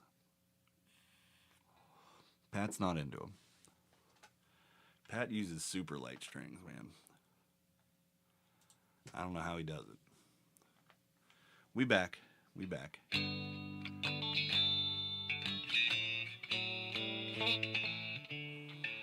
I highly recommend doing the 10 to 52s. Zoe, try them out because what they're gonna do is they're gonna let you be bendy up here and stuff, and like from your D string up, you know, D G B E. You'll be real bendy, but then down low, they're gonna be a little stiffer, and they're better for like they're better to like hold the tuning in lower tunings and stuff like that when you're in half step down. That's why I use them. But they're 10 to 52s are perfect for the open tunings that I use. But I'm finding out just for regular E flat standard, they're just not the vibe for me. I don't do a lot of bending though. Just not my thing. If you ever see me bending, we got weird things happening.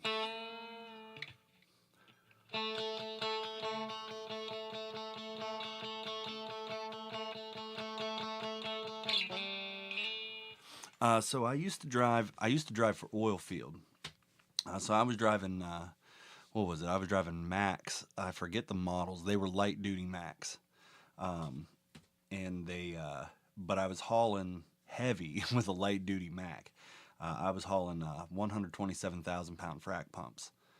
I drove a few Peterbilts, and I drove one Volvo one time for a week.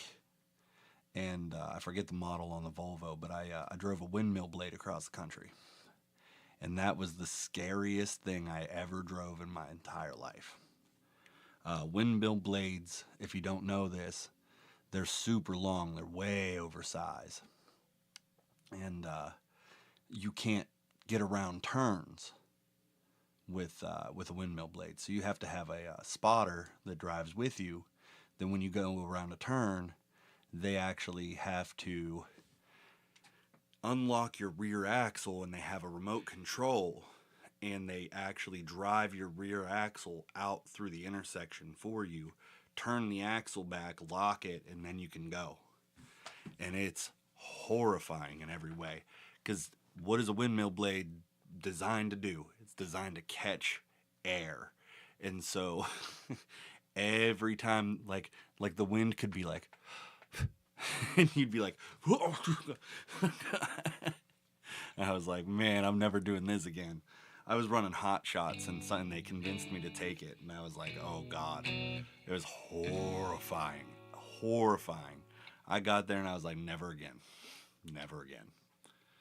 I did lose my brakes going down the side of a mountain one time.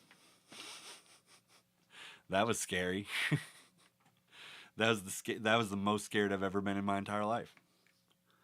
Yep. So in Pennsylvania, there's a town called Altoona. There's a pretty decent mountain. It's not, we're not like talking like sheer cliff or anything, but it's a long, pretty good grade. And I had geared down, and yeah.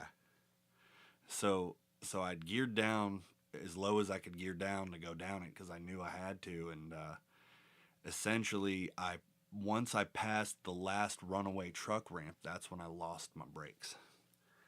And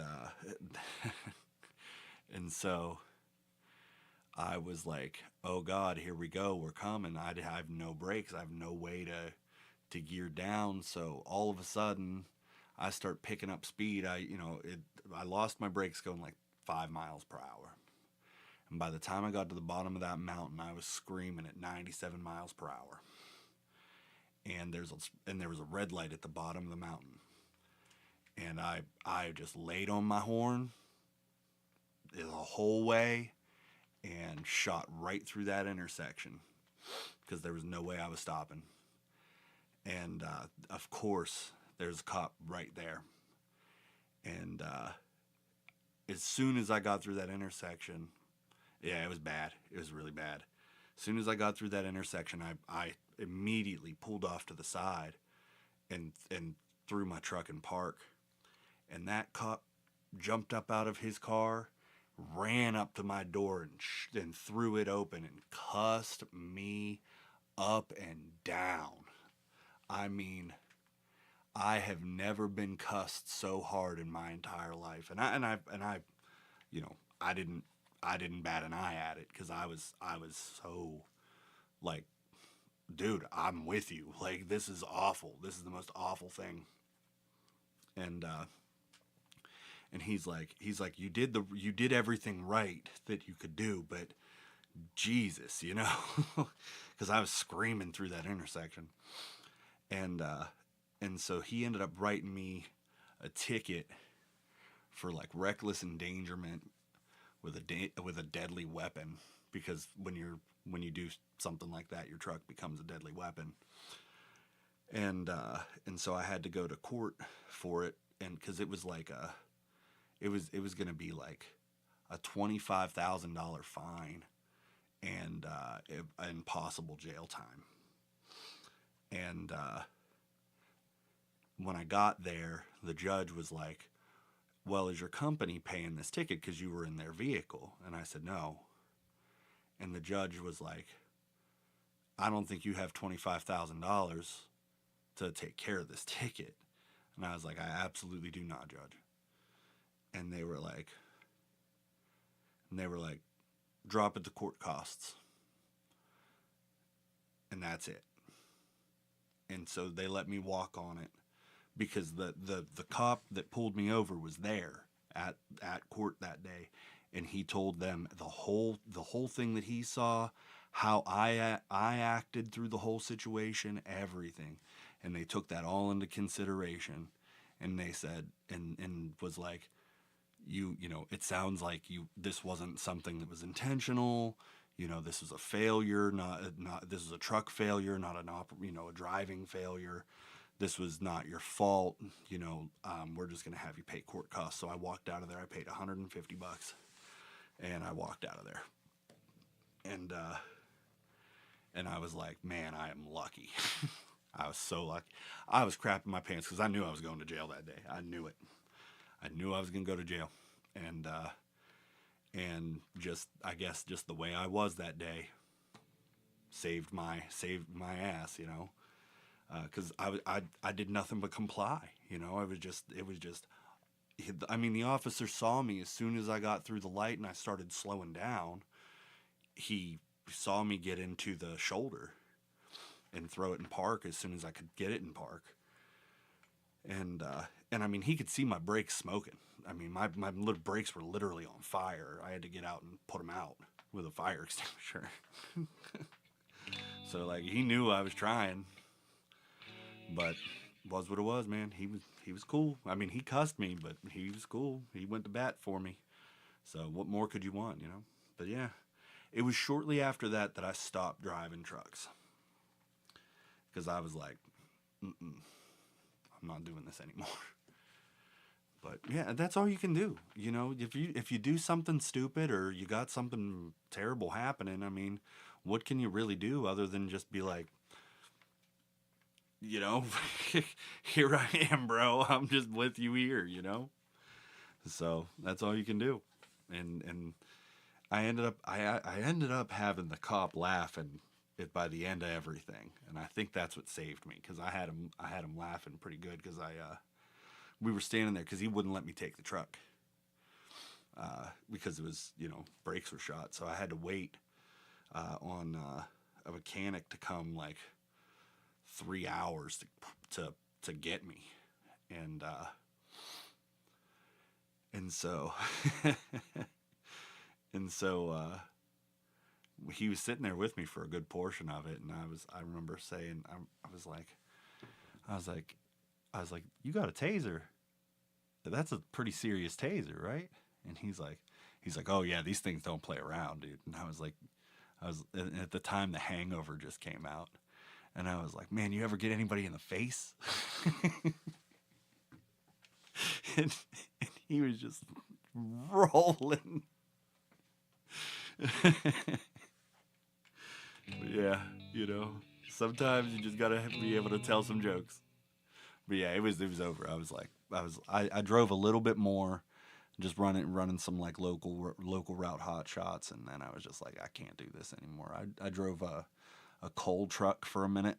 That was fun. Um, but like, just wasn't what I wanted to do anyway. It was kind of a means to an end kind of thing. It was good money, and that's all I was after, you know. Um, and so, and actually, shortly after that, I was running a small dump truck after that, doing pipeline reclamation, and, uh, and that job ended up drying up. And shortly after that, I ended up moving to Virginia. I was in Pennsylvania at the time. That's where I'm originally from. So, and for some reason tonight, Tanner, I sound real Southern. I don't normally sound this Southern, but I just do tonight. Dude, music producer would be such a good job. Oh my god, it's a tough job though, man. Because you got to deal with people like me, you know, like who have a vision and they think that it's easy. But yeah, it just, I was chasing money, and I was making it too. But I moved to Virginia, and I never looked back to it. I never looked back to driving a truck again. Actually, the last time I drove a truck was 10 years ago, and I drove a one of the trucks for Lowe's for one day because they needed something delivered, and I was the only person in the building with a CDL. And and so I drove that truck and delivered, like, I think I delivered fencing to somebody's house, and they had to have somebody else in the truck with me. Like the store manager had to be in the truck with me because I wasn't certified, quote unquote, by them. And I scared that man to death in that truck because I was getting it. And I was like, you don't understand, dude. I drove some stuff.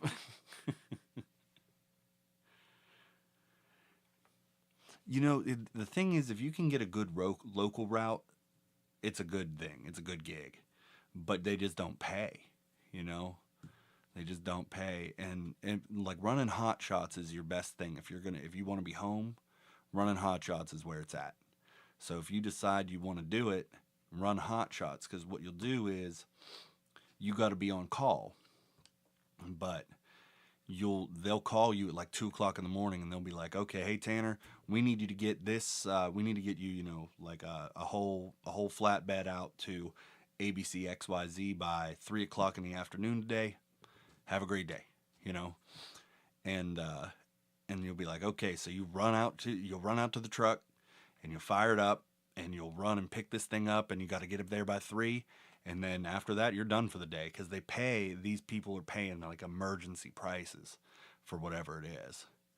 Because like a lot of running hot shots for me was like running to feed stores. Um, but I was making good money on hot shots, man. Ooh, because they paid you by the job, not by the mile. And so like I remember The one I ran from at the time I was still in Pennsylvania. I had to go to I had to drive an hour from where I lived to Ohio to pick up this feed, and then from there I had to drive all the way to Cumberland, Maryland, and which was like a 4.5 hour ride from where I was in Ohio, and then turn around and head back to the yard, right, where I lived basically. And for that run, for that day, just one day work, they paid me $1,000. You know, I was like, all right. And then I didn't I didn't drive anything again for like 3 days. You know, and it wasn't my truck. I didn't have anything into it. I was just driving, and it was just because I was willing to wake up at whatever hour and go. Um, but the windmill blade was nuts. That was the biggest single pay I ever had in my entire life. That windmill blade cost them $25,000 for me to run it across the country, because I took it from I was somewhere in central Pennsylvania was where they made it, and I ran it all the way from there to Wyoming, and then I had to deadhead back because the trailer didn't belong to me, but the truck did. And so I ran that. That took me 5 days to get to Wyoming, and then it took me 3 days to get back. Because when you're deadheading, your driving is a little different as far as what you can legally drive and whatnot. But or at least they were at the time. It's different now. I've been out the game for so long. But man, I had a lot of fun driving trucks too, and it was a lot of fun driving in like convoys and stuff. I drove from Minot, North Dakota, and straight through to Texas several times. That was fun. Oh, that was fun. We'd have like 15 trucks deep, all just running, and man, that was a good time. Man, that was good, because it was like a race. And like, well, all the trucks were governed at 65, you know what I mean? So it's like none of us are going fast, but we're all trying to get there quicker, and you figured out who had the fastest truck real fast. Like mine was governed at like 66, and I was always out ahead of everybody, and they were like, "Why are you so much faster than we are?" Like, I got 1 mile per hour on you, bro. Chill out.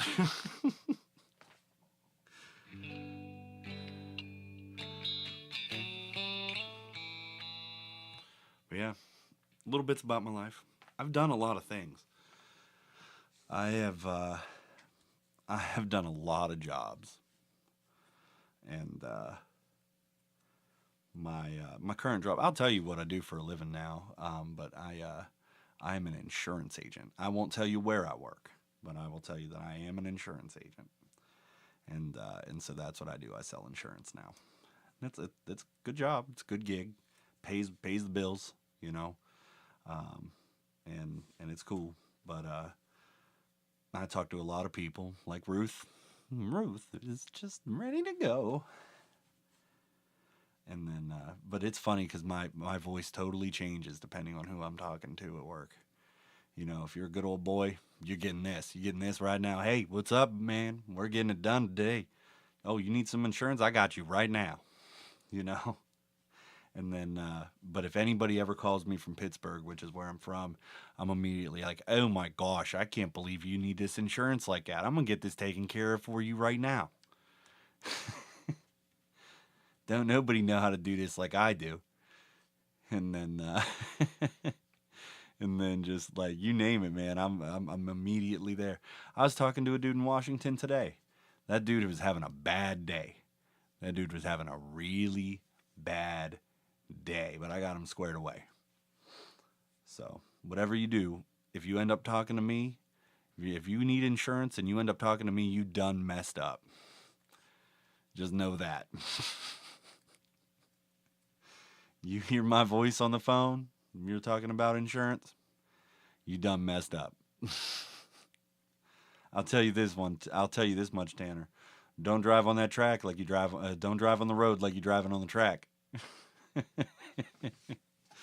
She'll end up talking to me, and you end up paying $48,000 for car insurance for 6 months.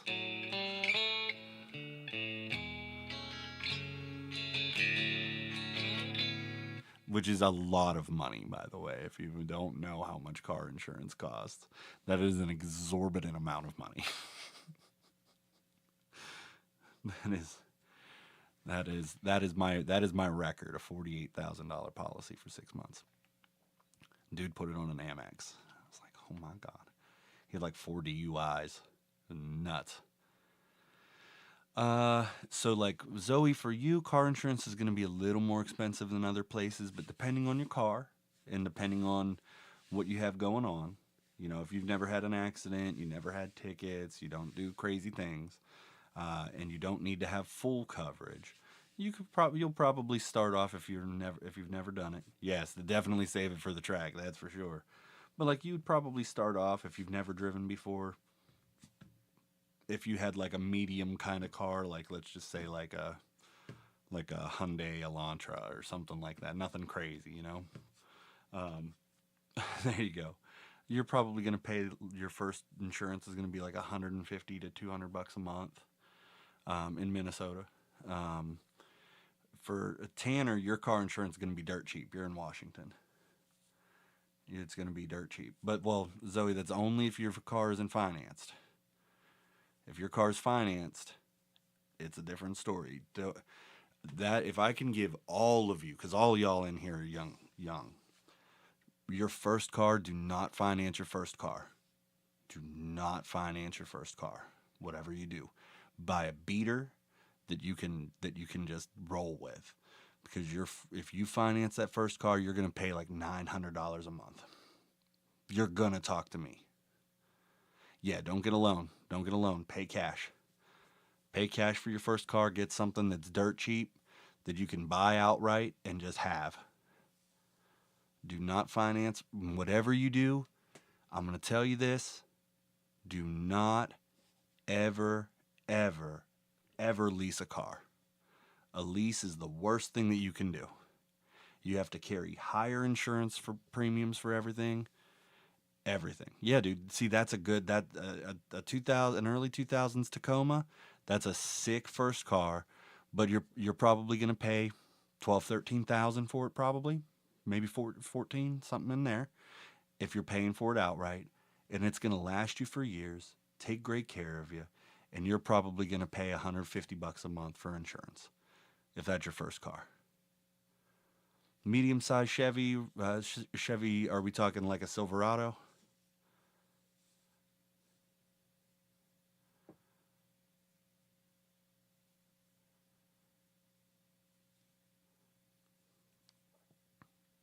Or are we talking more like an Equinox kind of SUV kind of thing?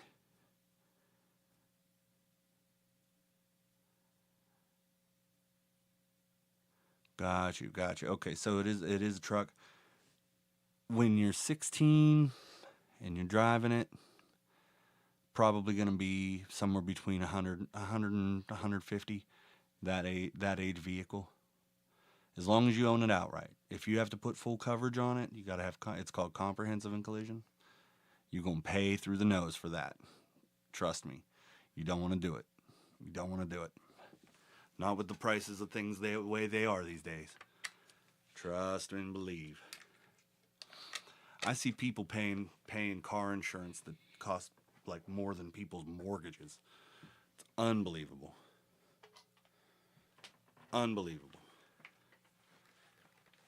Like, and it's not even a cool car. You know, it'll be like a Nissan Altima, and it'll be like $1,500 a month. What?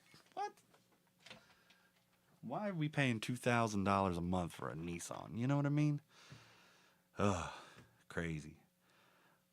But if I can tell you, the vehicle not to get, don't buy a Cybertruck. Don't buy a Cybertruck. Don't do it. And it has nothing to do with Elon Musk. It has nothing to do with any of that. Don't buy a Cybertruck because nobody will insure it. No one will insure them except for Tesla. And if you screw up one time, you're done.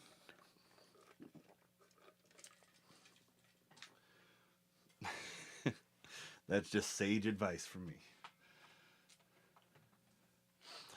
But yeah, Zoe, Minnesota insurance isn't too bad. On your mom or dad, do they have a Cybertruck?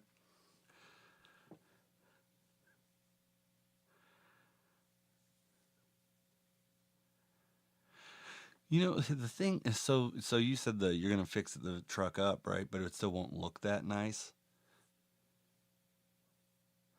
Oh, it does cut. Well, it might for them, you know, because you have a lot of siblings, right?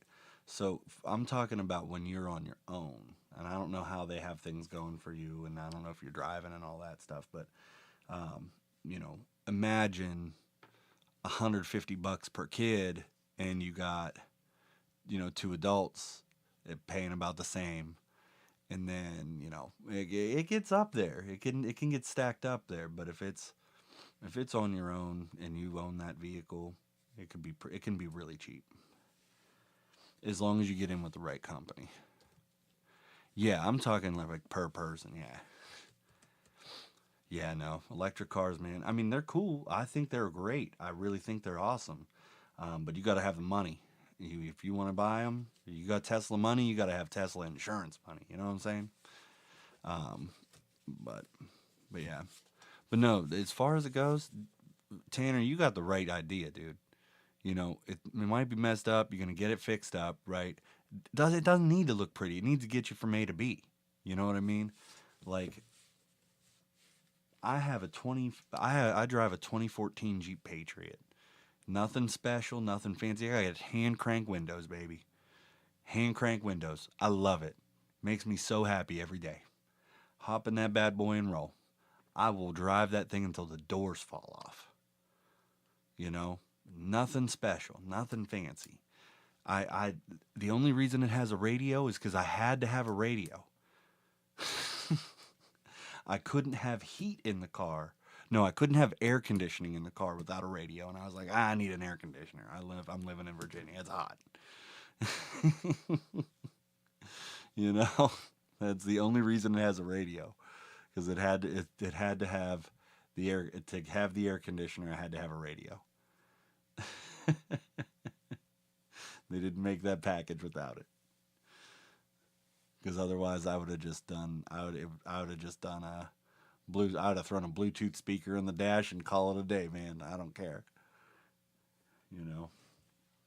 But that's the right idea, man. You get a cheap vehicle and you ride it to death. My first vehicle was a Pontiac Grand Am, and the windows didn't go down, and it cost me $150. $150 an outright. It cost me more to tag it than it cost me to buy it.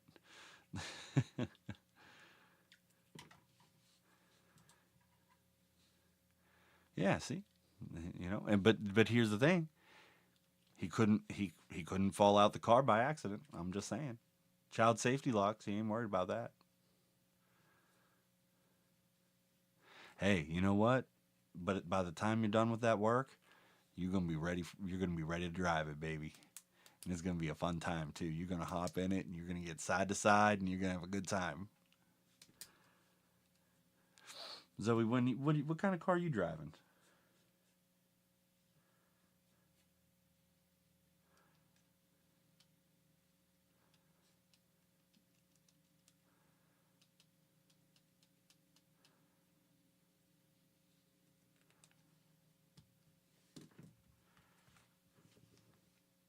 Oh, you don't have your license yet? Are you? But you drive, don't you? You have driven. Why do I feel like you have driven, even though you don't have your license? I feel like you have driven recently. 'Cause if you, that's okay. Don't do that. That is a terrible choice. If you get pulled over, you're screwed. I'm just telling you. Don't do it. Ain't worth it.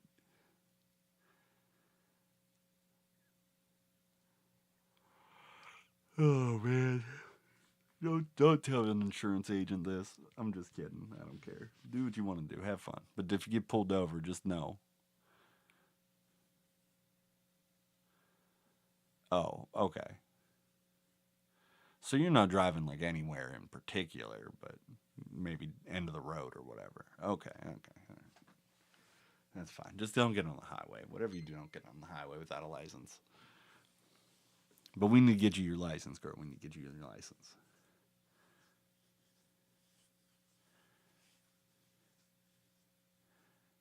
There you go. That's fine. That's See, it all depends on where you live. It really all depends on where you live. Like where I live, there's no way. Dude, I get pulled over twice a week. Like I'm not even doing anything and I'm getting pulled over. They just pull me over cuz they want to, you know. Like I don't I don't know what to say. I really get pulled over all the freaking time. All the freaking time. I think it's cuz I'm from Pittsburgh, right? So I'm a Pittsburgh Penguins fan. And where I live, everybody's a Capitals fan. I have a Penguin sticker on the back of my Jeep. And so I'm always getting pulled over. I'm always getting pulled over. I swear that's what it's about. There you go. Okay, so you got some land and yeah, see Tanner, you could get away with it. Yeah, I talked to this guy the other day. He lives in Virginia. And he goes, "Well, I got pulled over the other day." He's an older guy. He's like in his like 70s. "Well, I got pulled over the other day and I got a ticket for driving without a license." And I said, "Oh." I said, "You don't have your license?" I said, "Oh, is it suspended or something like that?" He goes, "I never had one." And I was like, "What? Excuse me?" He goes, "Yeah, I've been driving all these years. I never had a license before." He'd been driving his whole life. Been driving 60 years. Never had a driver's license. Never got pulled over once. Never got pulled over once in 60 years. And "Sir," I was like, "Sir, like we don't have a driver's license on file for you." And he's like, from and he was insured with Geico, with a company. And I was like, "We don't have this. We don't have a license on file for you. How did we not do that?" Like, I don't know how this man slipped through the cracks of the system because he's had insurance the whole time. He's always been insured. He's never had a driver's license. I was like, "What are you talking about?" What?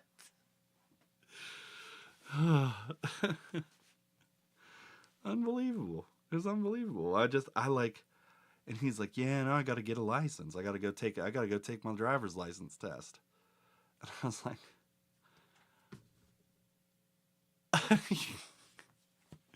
like, like, could you imagine that instructor? Like this 78-year old man rolls up into DMV and he's gonna take his driver's test for the first day. He got to go take a permit test first. This old man got to go take a permit test on a computer.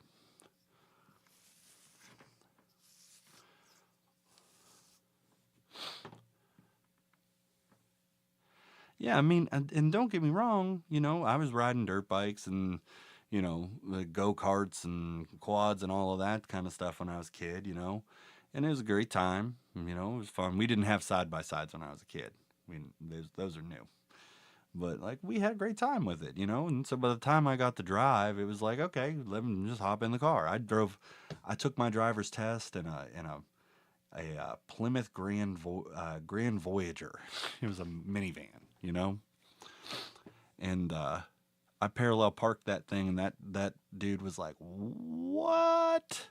He had no clue what he was getting into with me. I threw that thing straight in there like it was nothing. You know, but like yeah, it was crazy. Oh, you got them little tykes, huh? The cozy coupe, best car you ever had. So I had a little Bigfoot car when I was a kid. It was like it was like a, I don't know, either one of those little battery powered cars. You know what I'm talking about. It was Bigfoot. And I used to drive that thing around everywhere. All 2 miles per hour.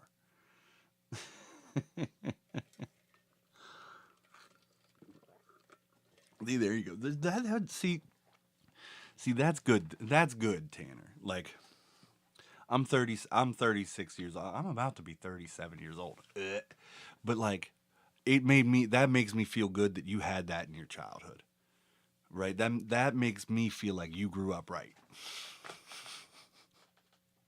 You know, like, cause like I have friends that didn't have stuff like that. You know, that grew up without any of that kind of stuff, and I'm like, yeah, your parents didn't raise you right. You know, and like, there's a difference between being able to have it and not able to have it, but I'm glad that you had that. I'm glad that you had that.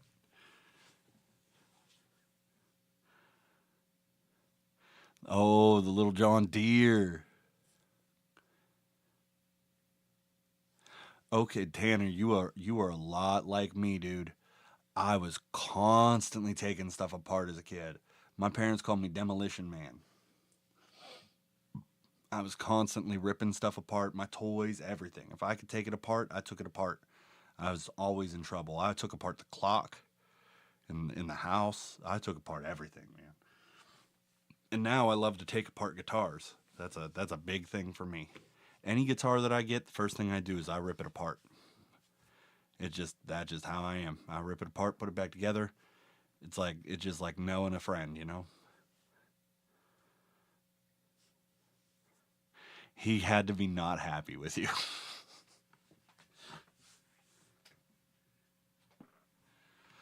Oh man, y'all did it to me again. Y'all did it to me again. You got me here past 12:30. I'm like a gremlin, you know. You can't feed me after midnight. Can't put me in direct sunlight, you know. I have done that too. Um,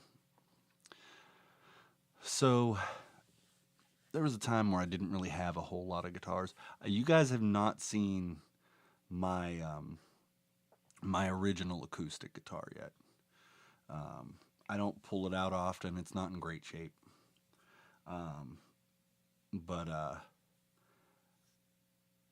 I remember getting my first electric guitar again after a while, because I had an electric and it was not good. It was not good, and I ended up selling it. I didn't play electric at that point. I only played acoustic, and and then I bought an electric guitar from this like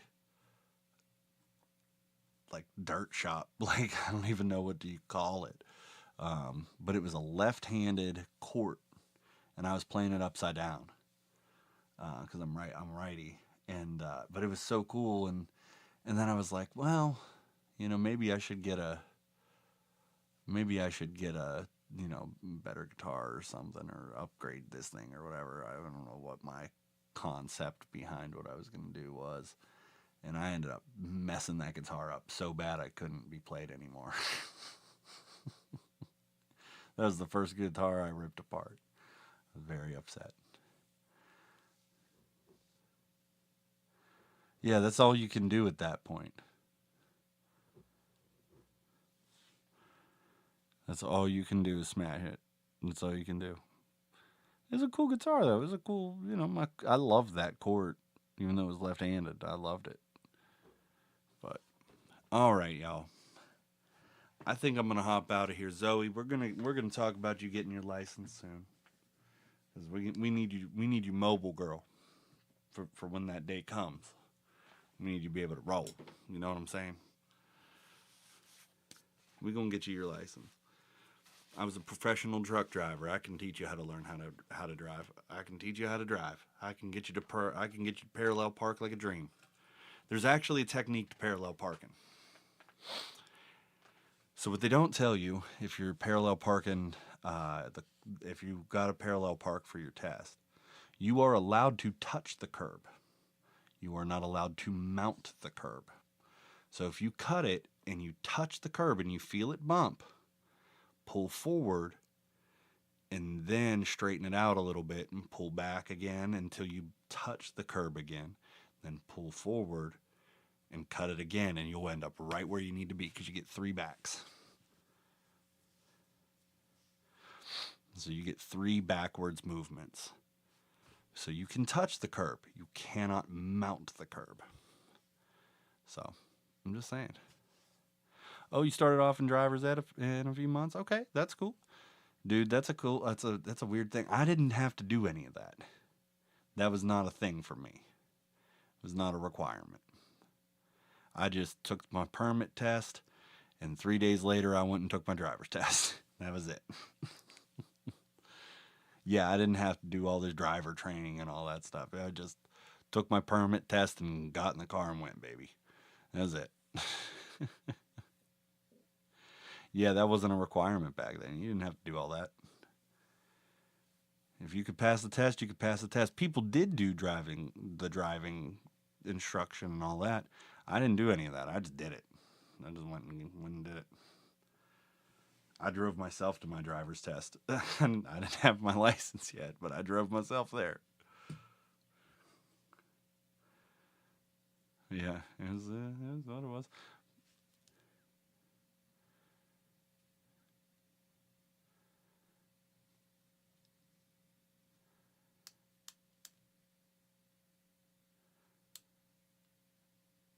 Yeah, no, I got my permit when I was 15 and a half was when you could get your permit.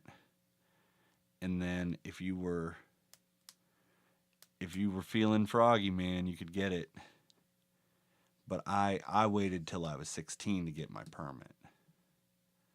And because I waited till I was 16, I didn't have to wait 6 months. That was the difference. So if I'd gotten it at 15 and a half, I'd have had to wait 6 months before I took my test. But I waited till I was 16 so I could just do it. And I was like, why wait? Why get my permit and mess around for 6 months? I ain't doing this. My parents can drive me wherever I want to go for the next 6 months. I don't care. All right, y'all. I'm getting out of here. It's time for me to go to Betty Bye. I'm an old man. I gotta get my sleepies. Gotta fire up the dinosaurs. But I appreciate you guys so much. Tanner, I appreciate you subbing. I appreciate you hanging out with us. We're gonna have fun here, man. We do weird things. We talk about weird stuff. You just never know what you're gonna catch over here. We're chill times. We're chill. We don't get too wild over here. So if you just wanna, hang out, talk about whatever, shoot the shit, I'm about it. But I love y'all, and I hope that you have a great night out ahead of you. If there's anybody streaming that you wanna watch, you go ahead and have fun with them. And I will catch you probably on Friday. But tomorrow I am gonna try to do a video, like a long form video, of why I like Telecasters so much. So you might be able to catch that on Sunday. I think I'm gonna drop that one. So I'll catch y'all later. Bye.